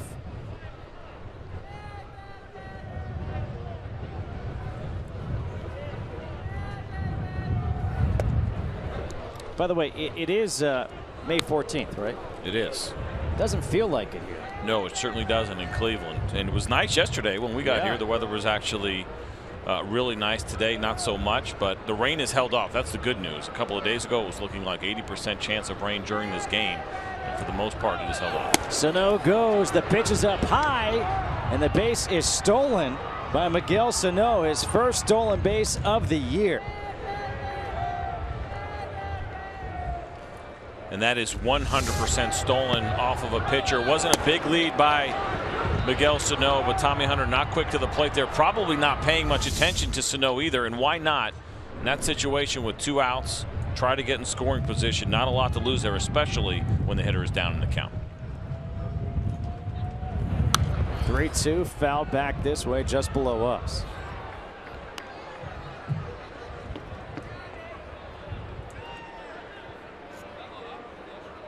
Sano had the walk against Kluber. That was the last batter of the game for Corey Kluber. Hunter has come in. Started Plouffe off with a couple of breaking balls. With the wind blowing, debris on the field. Angel Hernandez showing off cat-like reflexes. He's on it. Quite a difference, right? Think about highlights that you've seen from the fall in the 70s and in the 80s. A lot of times, like I remember thinking Shea Stadium, and there's just garbage all over the place. Hot dog wrappers. There's no stopping and picking up one piece of garbage like we just saw right here. Ground ball. Lindor at short. Makes the play, and that'll do it here in the 7th. It is stretch time in Cleveland with the Indians trailing 4-1.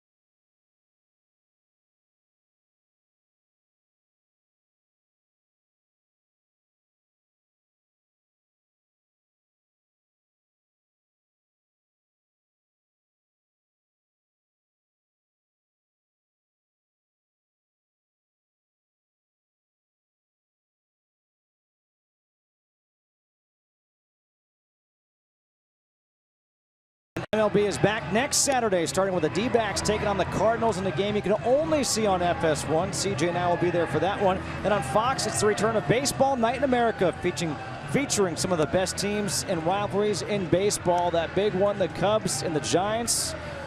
Nationals, Marlins, Rangers, Astros. It all starts next Saturday on FS1 and Fox, or watch live on Fox Sports Go.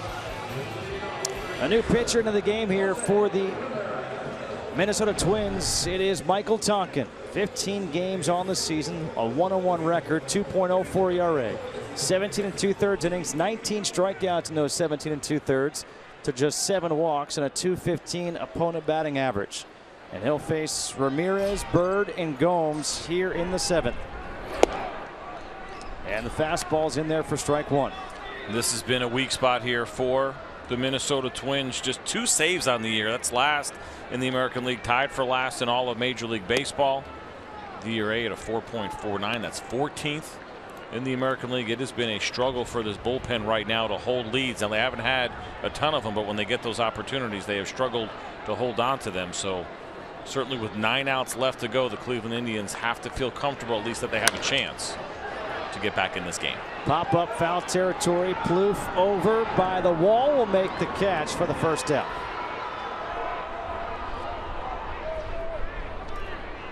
You know, you said Cleveland fans or the Indians have to feel comfortable knowing they've got a chance. Conversely, for Twins fans, they're probably thinking, oh no, setting ourselves up for disaster.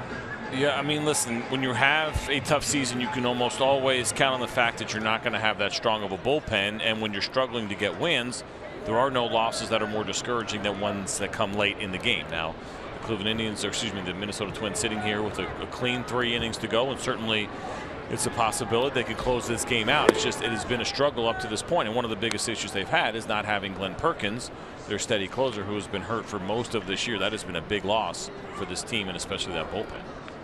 No balls, 1 strike to Bird, who's 0 for 2 with 2 strikeouts. You see Neil Allen, pitching coach for the Minnesota Twins. Had him in AAA with the Yankees as a coach. Great guy. Happy to see him doing well here in Minnesota. Bird could not hold up. Sean Barber said he went around, so no balls and 2 strikes.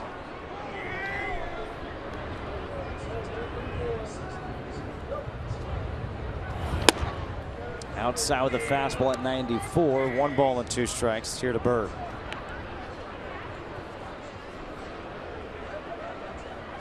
And Tonkin is your traditional fastball slider reliever. 75% of fastballs that'll average around 93 miles an hour in that secondary slider, which you see right there.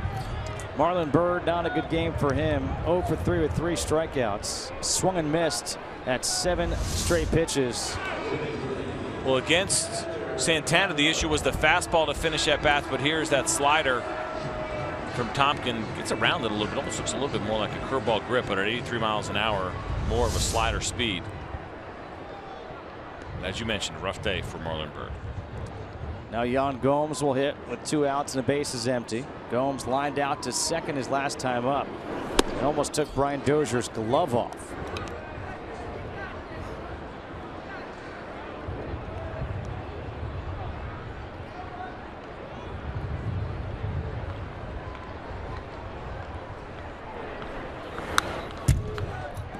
No balls and 2 strikes.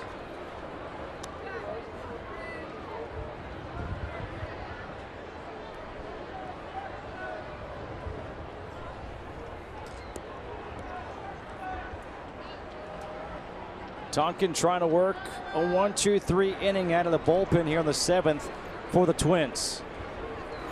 The 0-2 got him swinging. And there it is, back-to-back strikeouts for Tonkin. And we go to the 8th inning here at Progressive Field with the Twins leading 4-1.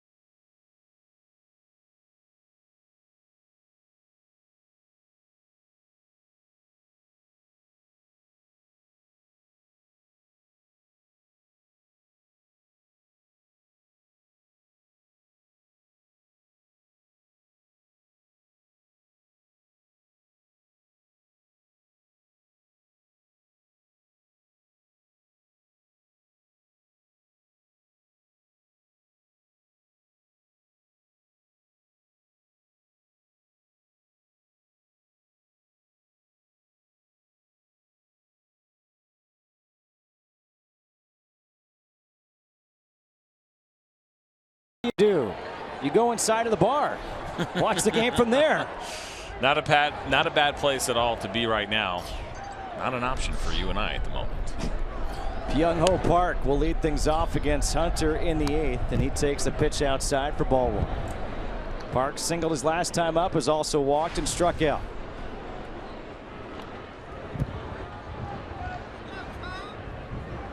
I thought Paul Molitor made a very interesting point about Byung-Ho Park, something we don't think about, or at least we don't think about in detail.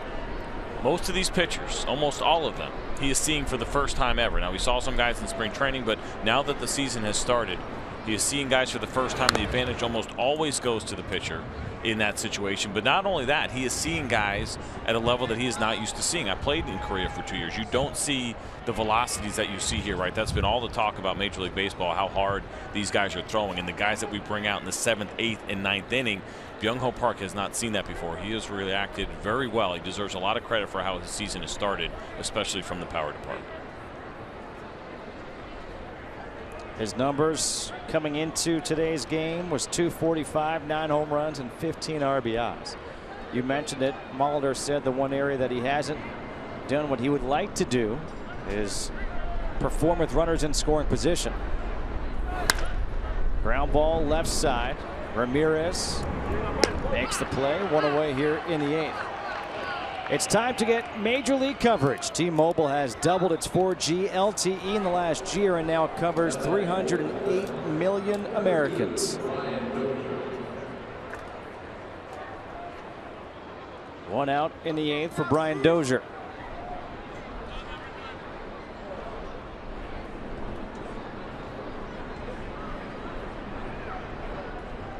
Dozier was hit by a pitch his last time up.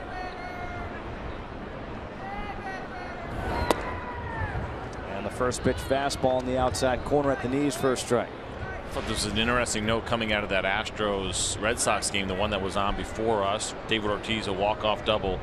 It was the first game ever in his career. He's played in 2,291 games. Dozier in the air, center field. Naquin going back. He makes the catch on the warning track for out number 2. And in that time, in all those years, all those games, he had never had a double, triple, and a home run in the same game. But he did that today. A single away from the cycle for David Ortiz.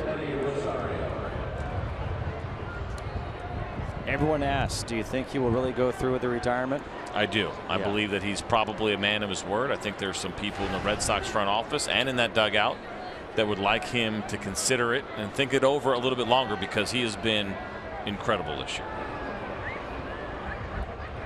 Eddie Rosario, 2 outs here in the 8th. Big swing and miss.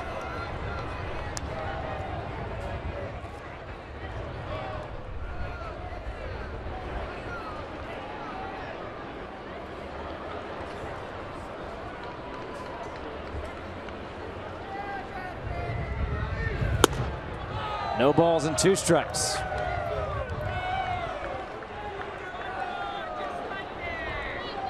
Rosario had the RBI fielder's choice in the 6th. A single and a run scored in the 5th and a strikeout back in the 2nd.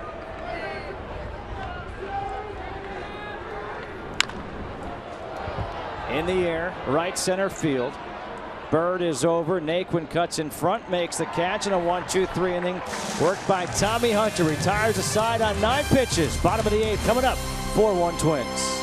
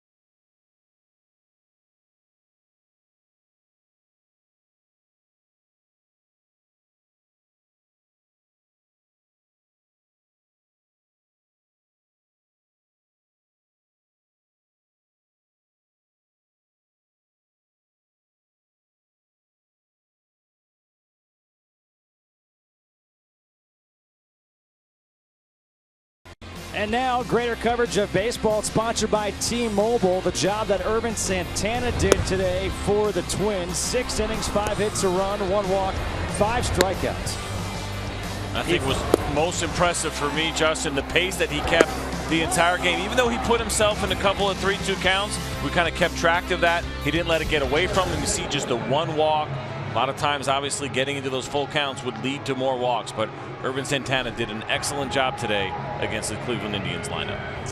And the new pitcher in the game for the Twins is the right-hander Ryan Presley, appearing in his 18th game, 1-2, a 5.03 ERA, 19 2/3, 20 strikeouts, 12 walks. The 12 walks, a disturbing number out of the bullpen. And he faces Naquin, Davis, Santana. 8-9-1 in the order for the Indians with a 3-run lead.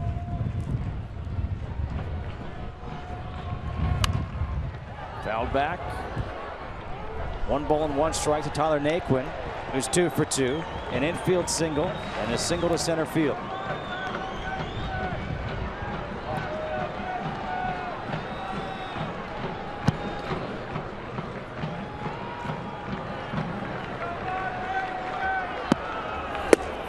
Good fastball on the outside corner, 1-2. It's been an interesting season for Presley. You mentioned the walks being a little bit high. There's just been a couple of bad games for him that really stick out. This is his 18th game pitched, but in 3 of those games, he has allowed 9 of his 11 earned runs and 7 of those 12 walks. And this is what happens with relievers sometimes. You live and die with the good and the bad game, and you're not allowed to take at any of your games and say, well, this is what my year really was about. But I think when you look at the mean, the bulk of the work, a couple have gotten away from him.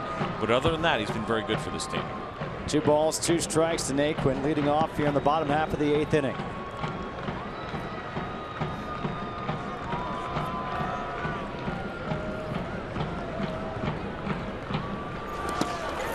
Bounced about 55 feet.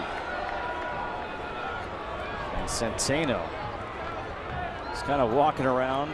Those aren't fun. They aren't fun, and I think that's a case of trying to throw too good of a curveball, going for the strikeout on the 2-2 count. Obviously, that one was not near the strike zone at all. 2-2, you don't want to go 3-2. You want to finish the at-bat. That should always be the mindset, especially when you're dealing with a 3-run lead and nobody on. You don't want to put yourself in these 3-2 counts. Yet another 3-2 count on this day, and it's up high, and that should be ball 4. Apparently nobody knows. Sandy Alomar is standing at first base right now, believing that it is ball 4, and I was going to blame you, and I was going to blame our graphics people, but no, we had it right. Of course we had it right. Who am I kidding? How would I even think of doubting any of us here? You said before, I hope you're not offended by calling me small. Now I'm offended. Well, they had me tricked too. I thought I was following along pretty well. And now the rain starts to fall once again. The temperature seems to have dropped about 5 degrees or 10 degrees in the last couple of minutes. Rajay Davis steps to the plate.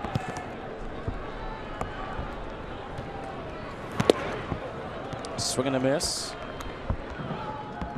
Davis 0 for 2, a fly out to center, reaching a fielder's choice his last time up.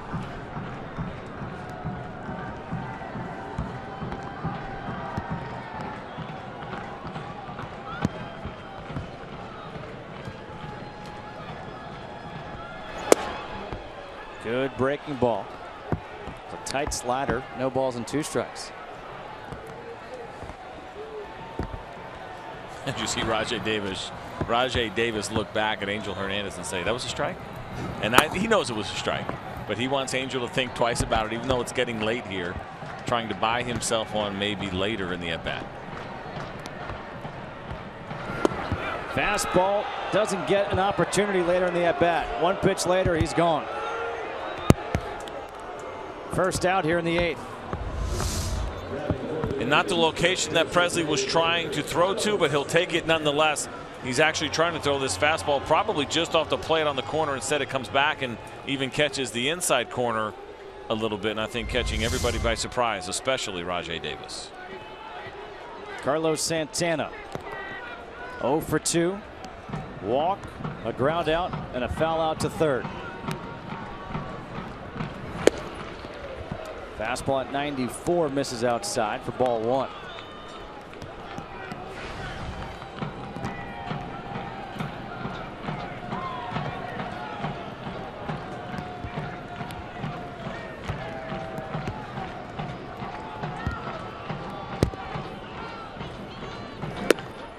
Breaking ball catches the outside corner. Santana doesn't like the call. I think I'm going to agree with Carlos Santana on that one. This was a breaking ball that started off the plate. I don't think it ever came back and actually caught the corner. Carlos Santana, we talked about it. This guy knows the strike zone. He's walked as good as anybody over the last 5 years. I think he had a legitimate argument there. Big swing popped up in the infield. Nunez looking up into the rain. Makes the catch, 2 away. Well, tonight before an epic heavyweight title fight, UFC 198 starts on FS1 as dominating jiu-jitsu master Damian Maia takes on challenger who's out to shock the world when he battles Matt Brown, plus Trinaldo squares off against Medeiros. It all starts next only on FS1 or watch it live on Fox Sports Go. Two away now for KIPNIS. Looking for his first hit of the day, 0 for 3 with 3 groundouts.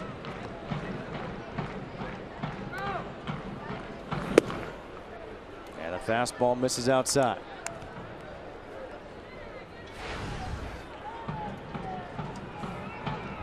Four runs on 7 hits and no errors for the Twins. 1 run on 5 hits and no errors for the Indians.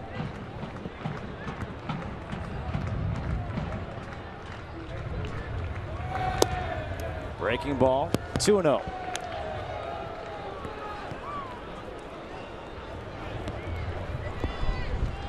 I don't want to speak too soon, but give a lot of credit to weather.com. Their hour by hour was quite accurate.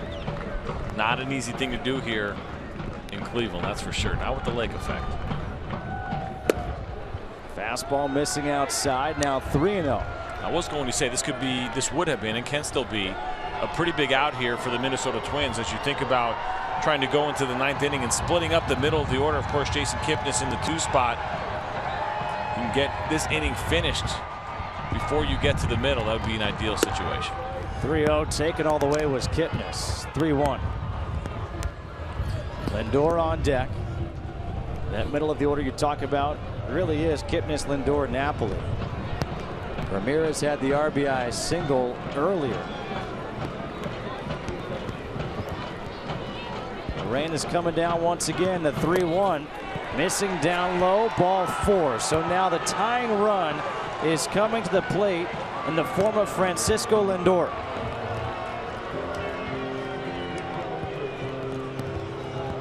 And I mentioned it earlier, and it seems to be the case today, but as the rain starts to come down. But for Ryan Pressly, it's been walks that come in bunches and runs that have come in bunches for him, and he is trying to avoid that right now. He's got his 2 outs, but it's been a couple of walks. I got to believe that the leash is going to be pretty short for him here, but trying to get out of this jam and not allowing the Cleveland Indians to get back into this game.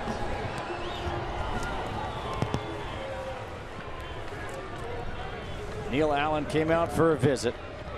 Lindor, 2 home runs on the year. A home run here, and we're tied up. The wind is blowing in from left field. And a foul tip for strike 1. And just like that, the rain is gone. It's really unbelievable. I mean, it's blowing in the booth here. If you think we're protected, the answer to that is no. We are not 100% protected here in the television booth. And now it's just completely stopped. Breaking ball, and it's 0-2. Well, there's no doubt that so far for Pressly, the breaking ball has been the pitch that he can control. It's the one he's most comfortable with. You can see it, especially in this situation right now. He's trying to avoid solid contact. Even the strikeout that he did get on the fastball with Rajai Davis, he missed his location. Now, in 0-2 count, this is a great time to try to throw a fastball either up over the plate as a ball or off the plate and then set up that breaking ball. There was the fastball at 95, fouled back. It's a good job by Lindor fouling that pitch off, but still not exactly where Ryan Pressly wants to throw that pitch. If you're going to elevate, you got to get it up higher. If you're going to go off the plate, it's got to be at least a few inches in this situation and this count. It's raining again. Another 0-2. Again, the fastball fouled back.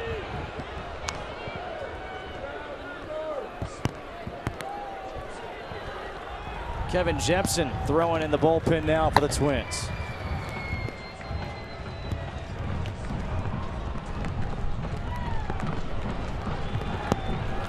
Breaking ball. Little humpback liner into left field. That'll score a run. Naquin comes in to score. Going to third goes KIPNIS. First and third, 2 outs, and it's a 2-run game. There's going to be some frustration here as we go through this at bat and watch how we got to this point. First pitch, breaking ball down. LINDOR fouls it into the ground. There's another breaking ball. Now he's got to hit himself ahead of the count, and it's fastball. He's late on it. Fastball is going to be late on this one as well. Still an 0-2 count, and a breaking ball that ends up being up almost chest high. That is not where Ryan Pressly wants to throw that ball. He had put himself in a good position but could not execute when he needed to the most, and now he's going to stay in there, and he's going to get an opportunity still to finish this inning. You can see by watching him, the stuff is absolutely there. It's just a matter of the execution of pitches. You had mentioned the bullpen struggles for this Twins team. Well, now Napoli represents the go-ahead run, and he has a good swing at the first pitch and fouls it back for strike 1. Napoli doubled to center field back in the 4th, his 200th career double. He's also lined out to center and struck out looking.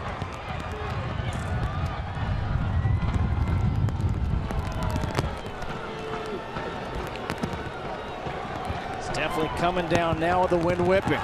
Breaking ball, and it's 1 ball and 1 strike. And you can see Ryan Pressly just kind of falling off that breaking ball a little bit early, and that's why he has stayed up in the zone, and I'm sure Neil Allen has picked up on that. You just want him to stay chest and face on the target a little bit longer to give him time to get that ball down consistently.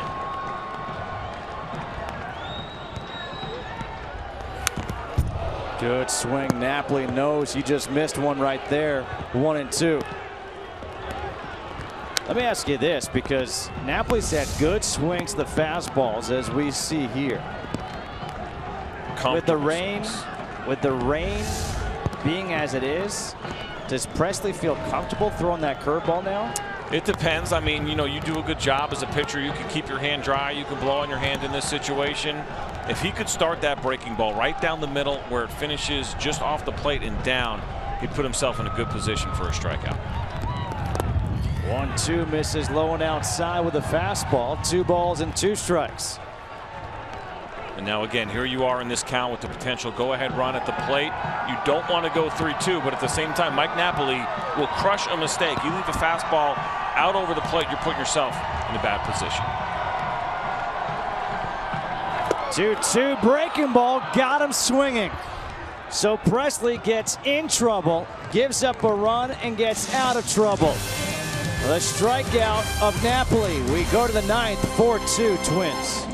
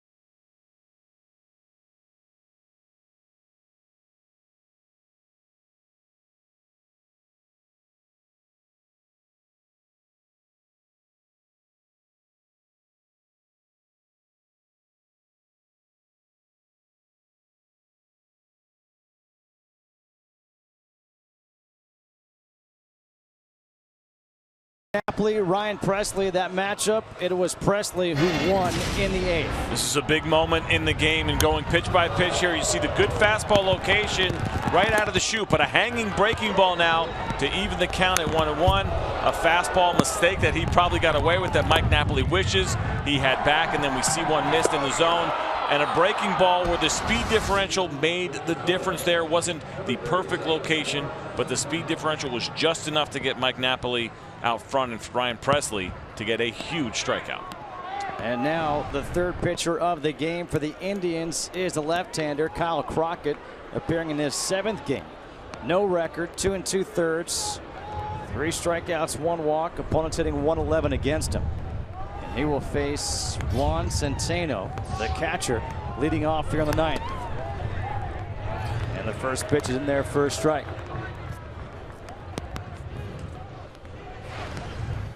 Centeno, 1 for 2, a 2-run homer back in the 5th, a walk and a fly out to center. 1 ball and 1 strike. And you see that funky delivery as we watch Kyle Crockett. He's done a nice job here, just a little bit of time so far this year, just a couple of games pitched, but 167 versus lefties has not allowed a hit yet to a right-hander.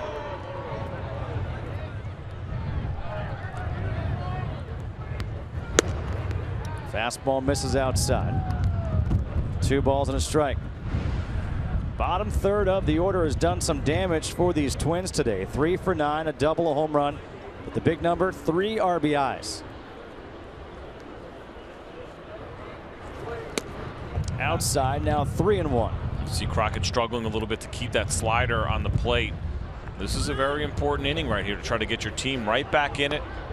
The Cleveland Indians had an opportunity to go big. They did add a run on the board in the 8th inning, and now we have lefty switch lefty, Centeno, Santana, Mauer. Certainly Terry Francona would like to see Crockett get these guys right back in the dugout and give them that opportunity to hit.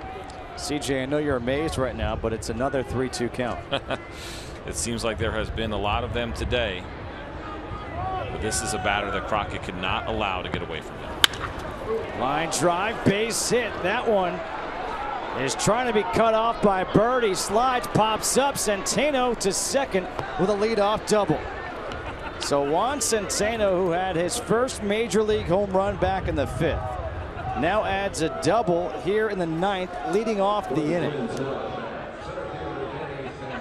It really is amazing. We just talked about it, what the bottom of the order has done, but what else we've talked about today was 3-2 counts, and you put yourself in that position and you can no longer shoot for the corners. You got to split the middle of the plate. You cannot be over aggressive. And Centeno, as soon as he hit that ball, you know he's thinking too, as that ball skipped on this wet turf, and it's been a really nice day for Juan Centeno.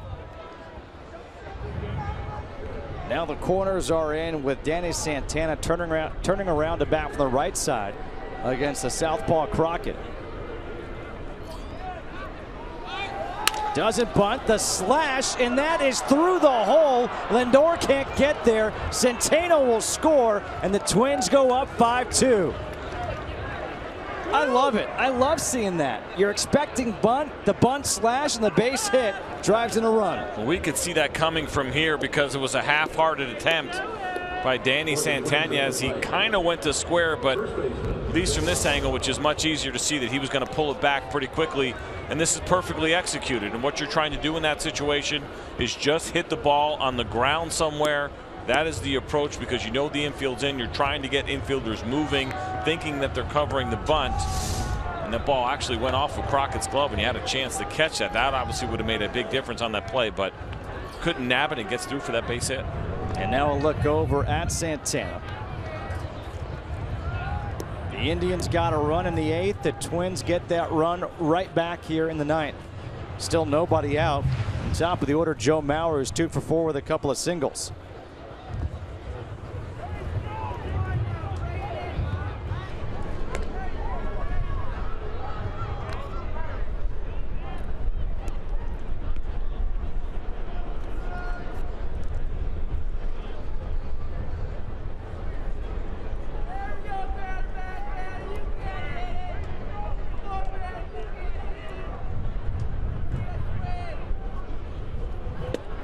Mauer takes the first pitch for a strike. You go back to that bottom of the 8th inning, how big of an at-bat and a pitch that was by Presley against Napoli to get that strikeout. Because it looked like for the Twins, here we go again. No balls and 2 strikes. And the reason that Crockett has been so effective against lefties so far is a funky delivery. It's not overpowering stuff by any means, but he's got really long arm action. Comes at you from an angle that left-handed hitters are not used to seeing. He stands all the way on the first base side of the rubber. Mauer stays in, fouls it away. You see that fastball at only 86, 87 miles an hour. That's not going to fool a lot of guys on their own, on its own. And so you have to get creative, and that's what that delivery does. And like I said, even his presence as far as where he actually stands on the mound, it's a tough look for a left-handed hitter.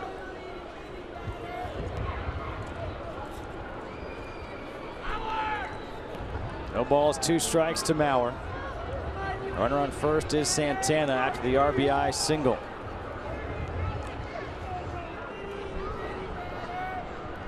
There goes Santana, and Mauer fouls it back.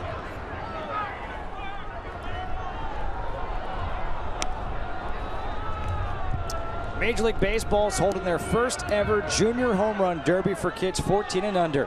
Winners of local contests will have the chance to compete in the national finals during All-Star Week. Sign up now to host a local competition. Please visit jrhrd.com for more information. You going to compete in that? I think if I'm allowed to compete with a 14 and under group, I will. You could slide right in there, man. Nobody would know the difference. Another foul ball from Mauer. I was about to say that it's a good thing that didn't exist when I was a kid because I never hit a home run in my life. Really? It makes me not feel as bad. I haven't hit one since I was 12. I was a singles hitter, would steal bases, get some walks. No, and nobody appreciated on base percentage back then. No, I was so underappreciated. Yeah, I don't doubt that for a second.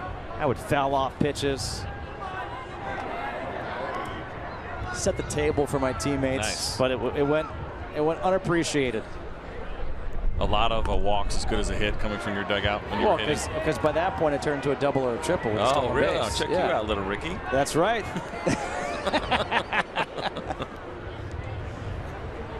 Today, I consider myself the greatest. I am the greatest. I am the greatest. What a moment.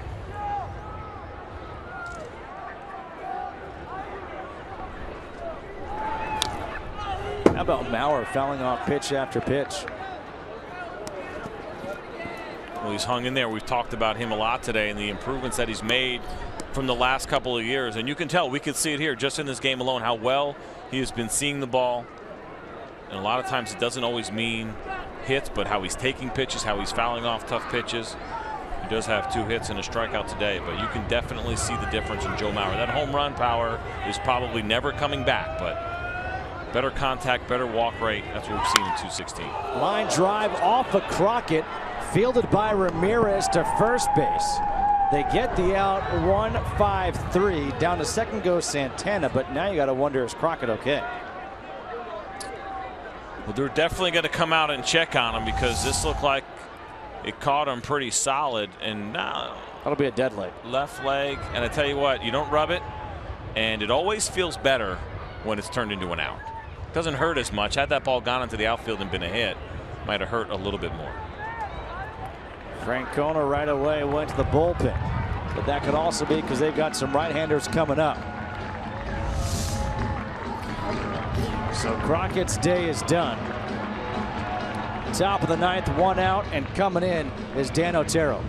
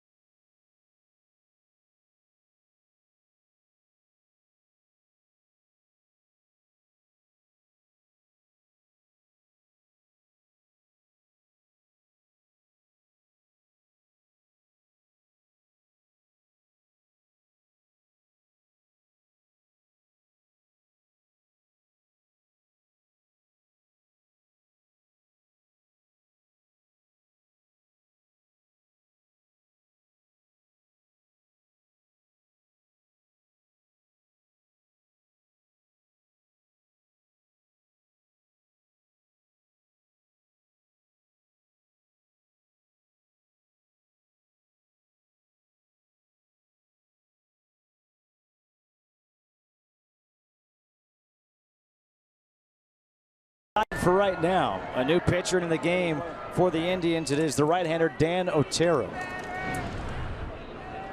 10 games, no record, a 1.59 ERA. Good numbers all around for Otero. And the first pitch to Eduardo Nunez misses inside for ball one. Runner on second is Santana. 5-2, Twins on top. And Otero, another arm coming out of this Indians bullpen. Not an overpowering arm, but it's fastball slider predominantly for him, relying on that movement, relying on keeping that ball on the ground. There is one on the ground. Lindor at shortstop, backs up for the hop, makes the play, 2 away, as Santana had to hold at second. A 64% ground ball rate for Dan Otero, which is very high, and you need these kind of guys in your bullpen. It's not just about the hard throwing, powerful arms that we're seeing around Major League Baseball, but also as you build a bullpen, an ideal ground ball guy, a guy who can get you out of trouble with runners on base, get you that double play when you need it. Dan Otero is that guy for the Cleveland Indians.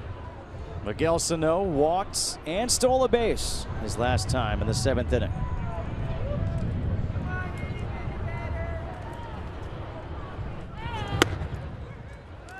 For those of you tuning in for the UFC 198 pre-fight show, we'll get you out there immediately at the conclusion of our game. In the meantime, the broadcast is currently available on FS2 as well as streaming live on Fox Sports Go and at foxsportsgo.com.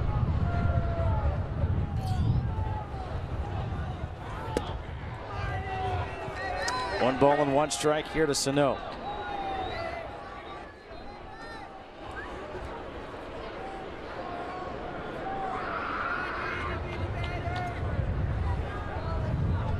Two outs, top of the 9th. Breaking ball outside, 2-1.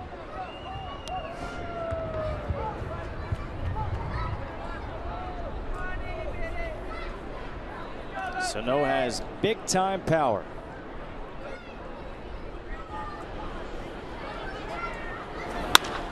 Up the middle, past the diving Lindor into center field. They're waving Santana around.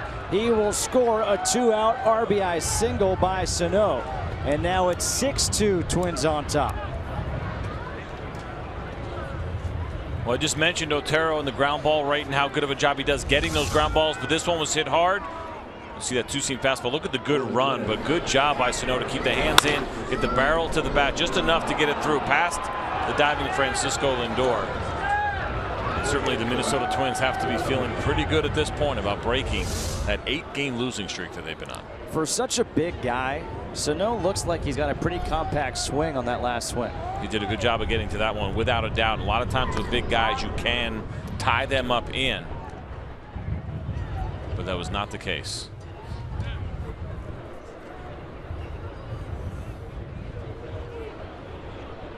Darren Mastrani is the pinch runner for Sano.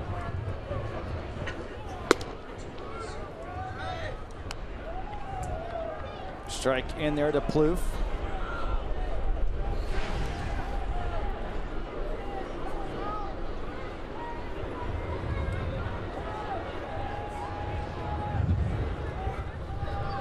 Plouffe is 1 for 4, the run scored.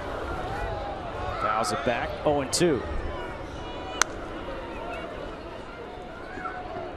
You don't see that too often in ballparks anymore, but the Indians still have one of those nets where foul balls will get kicked back onto the net and actually roll back onto the field. That one actually got stuck up high, as you guys can see it right there to the right.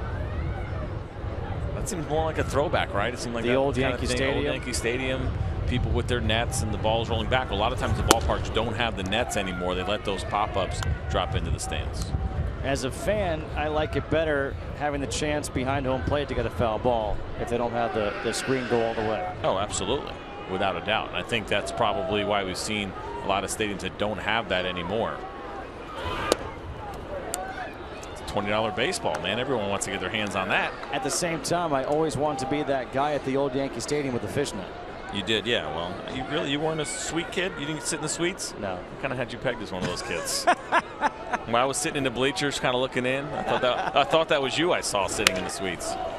Little jam shot to shallow center. That'll fall in for a base hit. Mastrani goes to third, first and third, with 2 outs here in the 9th.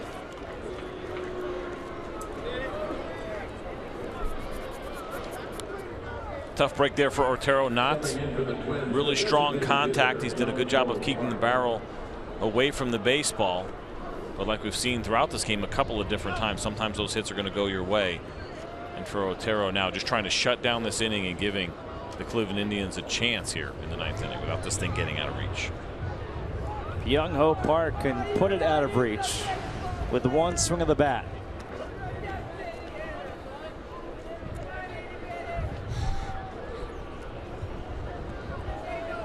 And it looks like the wind has actually changed directions. Again, just getting ready for golf. Yeah. Swirling winds. He's changed his club from a 9 to a pitching wedge. You're still missing the green with both of those clubs anyway. Are you kidding? 1 ball, no strikes to Park. A single, a walk, a strikeout, and a ground out on the day.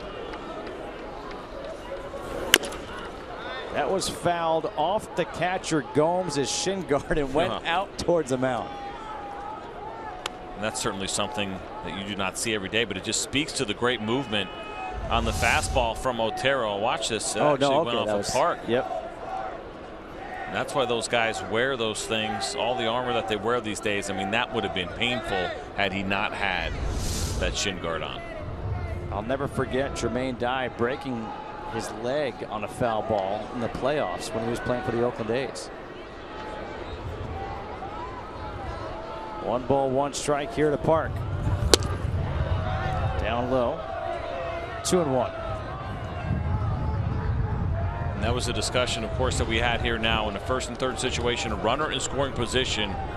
Park has really scuffled coming into this game. You see that 091 slugging, just 182, despite the fact that we've seen some great power from him this year. Worked the count in his favor at 3 balls and a strike. And I also thought this was interesting when Paul Molitor told us before the game, where he said he has game power. Some guys have batting practice power, and I've played with plenty of those guys that can launch in BP, but not so much in the game. He said Byung-Ho Park, more of a line drive hitter. He may hit a couple of deep ones here and there, but that is not his batting practice routine. That's not part of his preparation. He's not trying to show off. But in the game, he has that power, and he has shown it so far this year. And he has shown off in the games.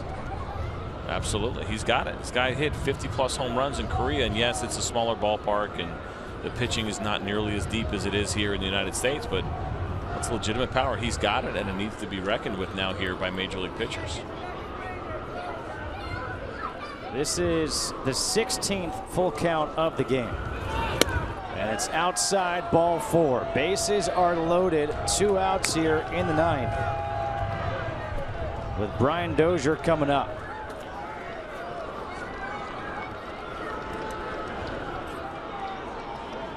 Batting for the Twins, second baseman Brian Dozier.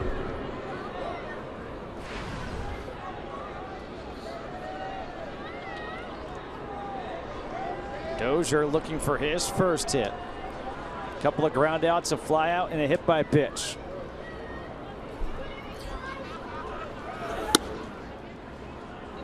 And Otero starts him off with a ball. 31 pitches this inning for Indians pitchers between Crockett and Otero.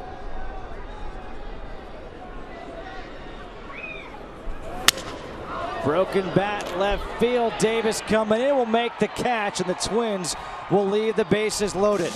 But they do get a couple of more insurance runs. The Twins trying to snap an 8-game losing streak. Bottom of the 9th, 6-2 Twins.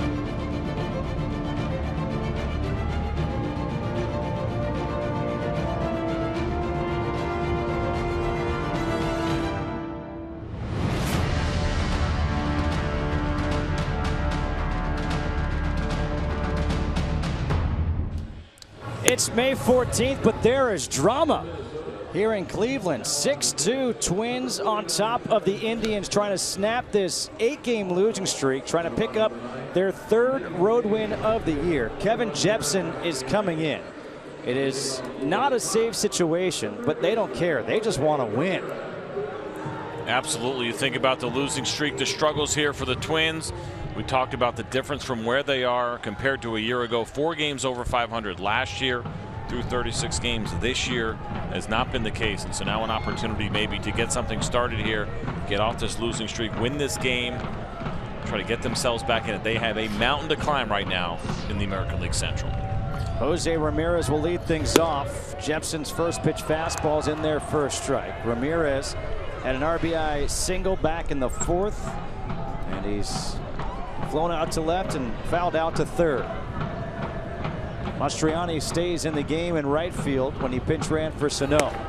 Fastball's outside, 1-1.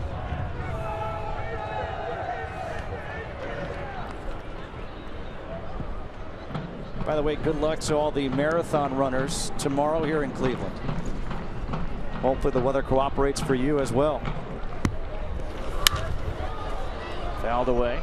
1 ball and 2 strikes. Did you ever run a marathon before, Justin? Half, quarter, 8th marathon, nothing? That was funny. That was a good one. I'm a sprinter. If there was a buffet at the end, you'd run a marathon, I bet.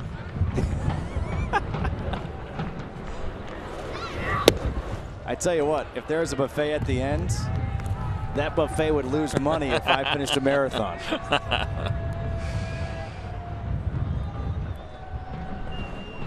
Two balls and 2 strikes. Skeeter Ramirez leading off the bottom half of the 9th inning. Popped up. Nunez going back in the outfield grass. Dozier is there, and he will make it. That wind just brought that ball back over to Dozier for the first out. Absolutely. You look at the flags, they tell you one thing, though. A lot of times when you get in these stadiums, that wind will absolutely swirl and take the ball a couple of different ways, and it looked like this was going to be a fly out to the shortstop Nunez, but you're right, this ball kept coming back, and Brian Dozier, as good as he has been, looked like he was even taken back as he was catching that ball on his heels as he was still backpedaling. But good concentration, good play.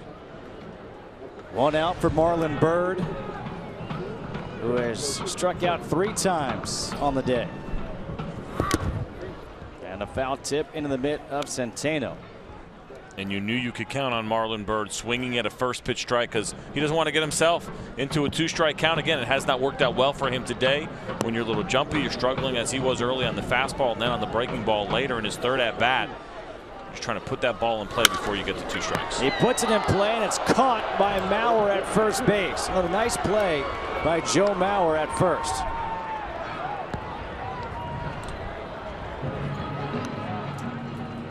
Well, that's the way it goes, right? 3 strikeouts, and then finally in your last at bat, you hit the ball hard. But there's Joe Mauer making a nice defensive play. He's done a good job at first. We talked about the play that he made earlier on Lindor back in the 4th inning, and he does it here again in the 9th against Marlon Byrd. And now the Twins are 1 out away from snapping that 8-game losing streak. Yan Gomes 0 for 3, a couple of strikeouts, and a line out to second as the rain starts falling once again. And the first pitch is bounced foul. No balls and 1 strike. Really had to start raining again with 2 outs in the 9th inning.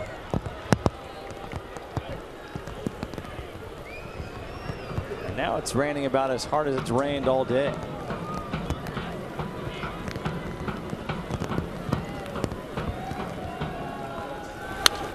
Foul back here we this go. way. Can I be honest? I want the foul ball, but not that one. No, and not that now. would have hurt. Yeah, well, they're all going to hurt, Justin. I really should start bringing my glove to these games. Just come dressed in full uni. You got one of your Little League uniforms? You think it still fits, huh? I do. Maybe your Little League uniform would fit me. 0-2 breaking ball, and that almost caught Gomes. 1 ball and 2 strikes.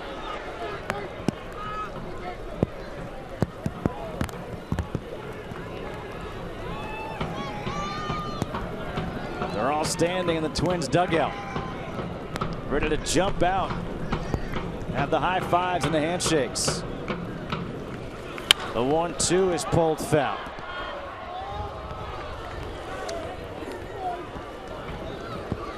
That's what you get for sticking it out in the rain in this weather. Good for you.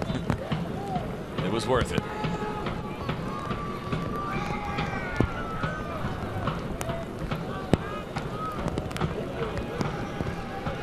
Another 1-2 from Jepsen. In the air, left field. Rosario came in, now goes back, and this one is gone. Yan Gomes with his second home run in as many games. I don't know what Rosario saw off the bat, but it certainly did appear right away that Yan Gomes had gotten that ball. It's a shorter porch here in left field in Cleveland, and he just gets it out. And that might have something to do with the wind as well, because you see where Rosario was standing as you see this pitch up over the plate. Good job by Yan Gomes to get the barrel to that bat. He got under it a little bit, but just enough to get it out of here. Look at Rosario. Look where this ball ends up. He wasn't anywhere near that ball. A 2-out home run by Yan Gomes, his 5th home run of the year. And Tyler Naquin comes to the plate with the Indians down 6-3. That's a couple times now we've seen Rosario come in on a ball, then had to retreat, and he couldn't retreat any further.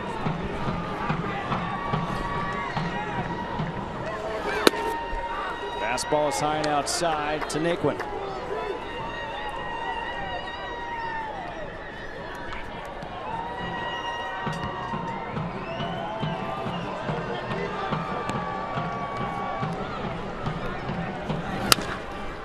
Fouled away, 1-1.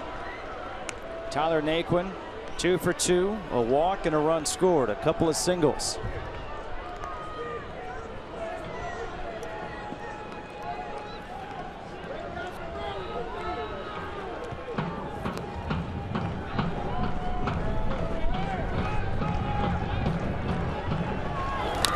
Breaking ball, bounce foul behind the plate. 1 ball and 2 strikes.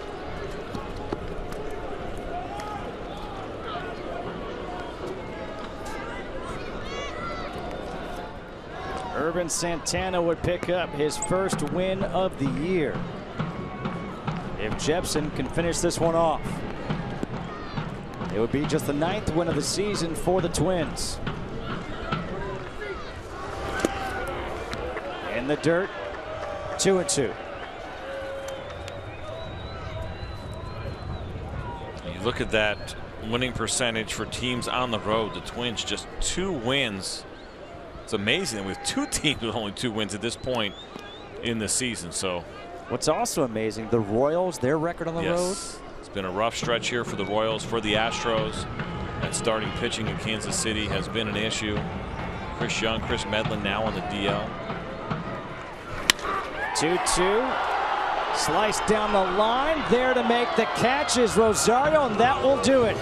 The Twins get a rare win on the road. Just a 3rd of the season. They snap the 8-game losing streak, and they win this one by the score of 6-3. For CJ Nitkowski and our entire crew here in Cleveland, I am Justin Kutcher saying so long from Progressive Field. Let's go to Kevin Burkhardt in LA.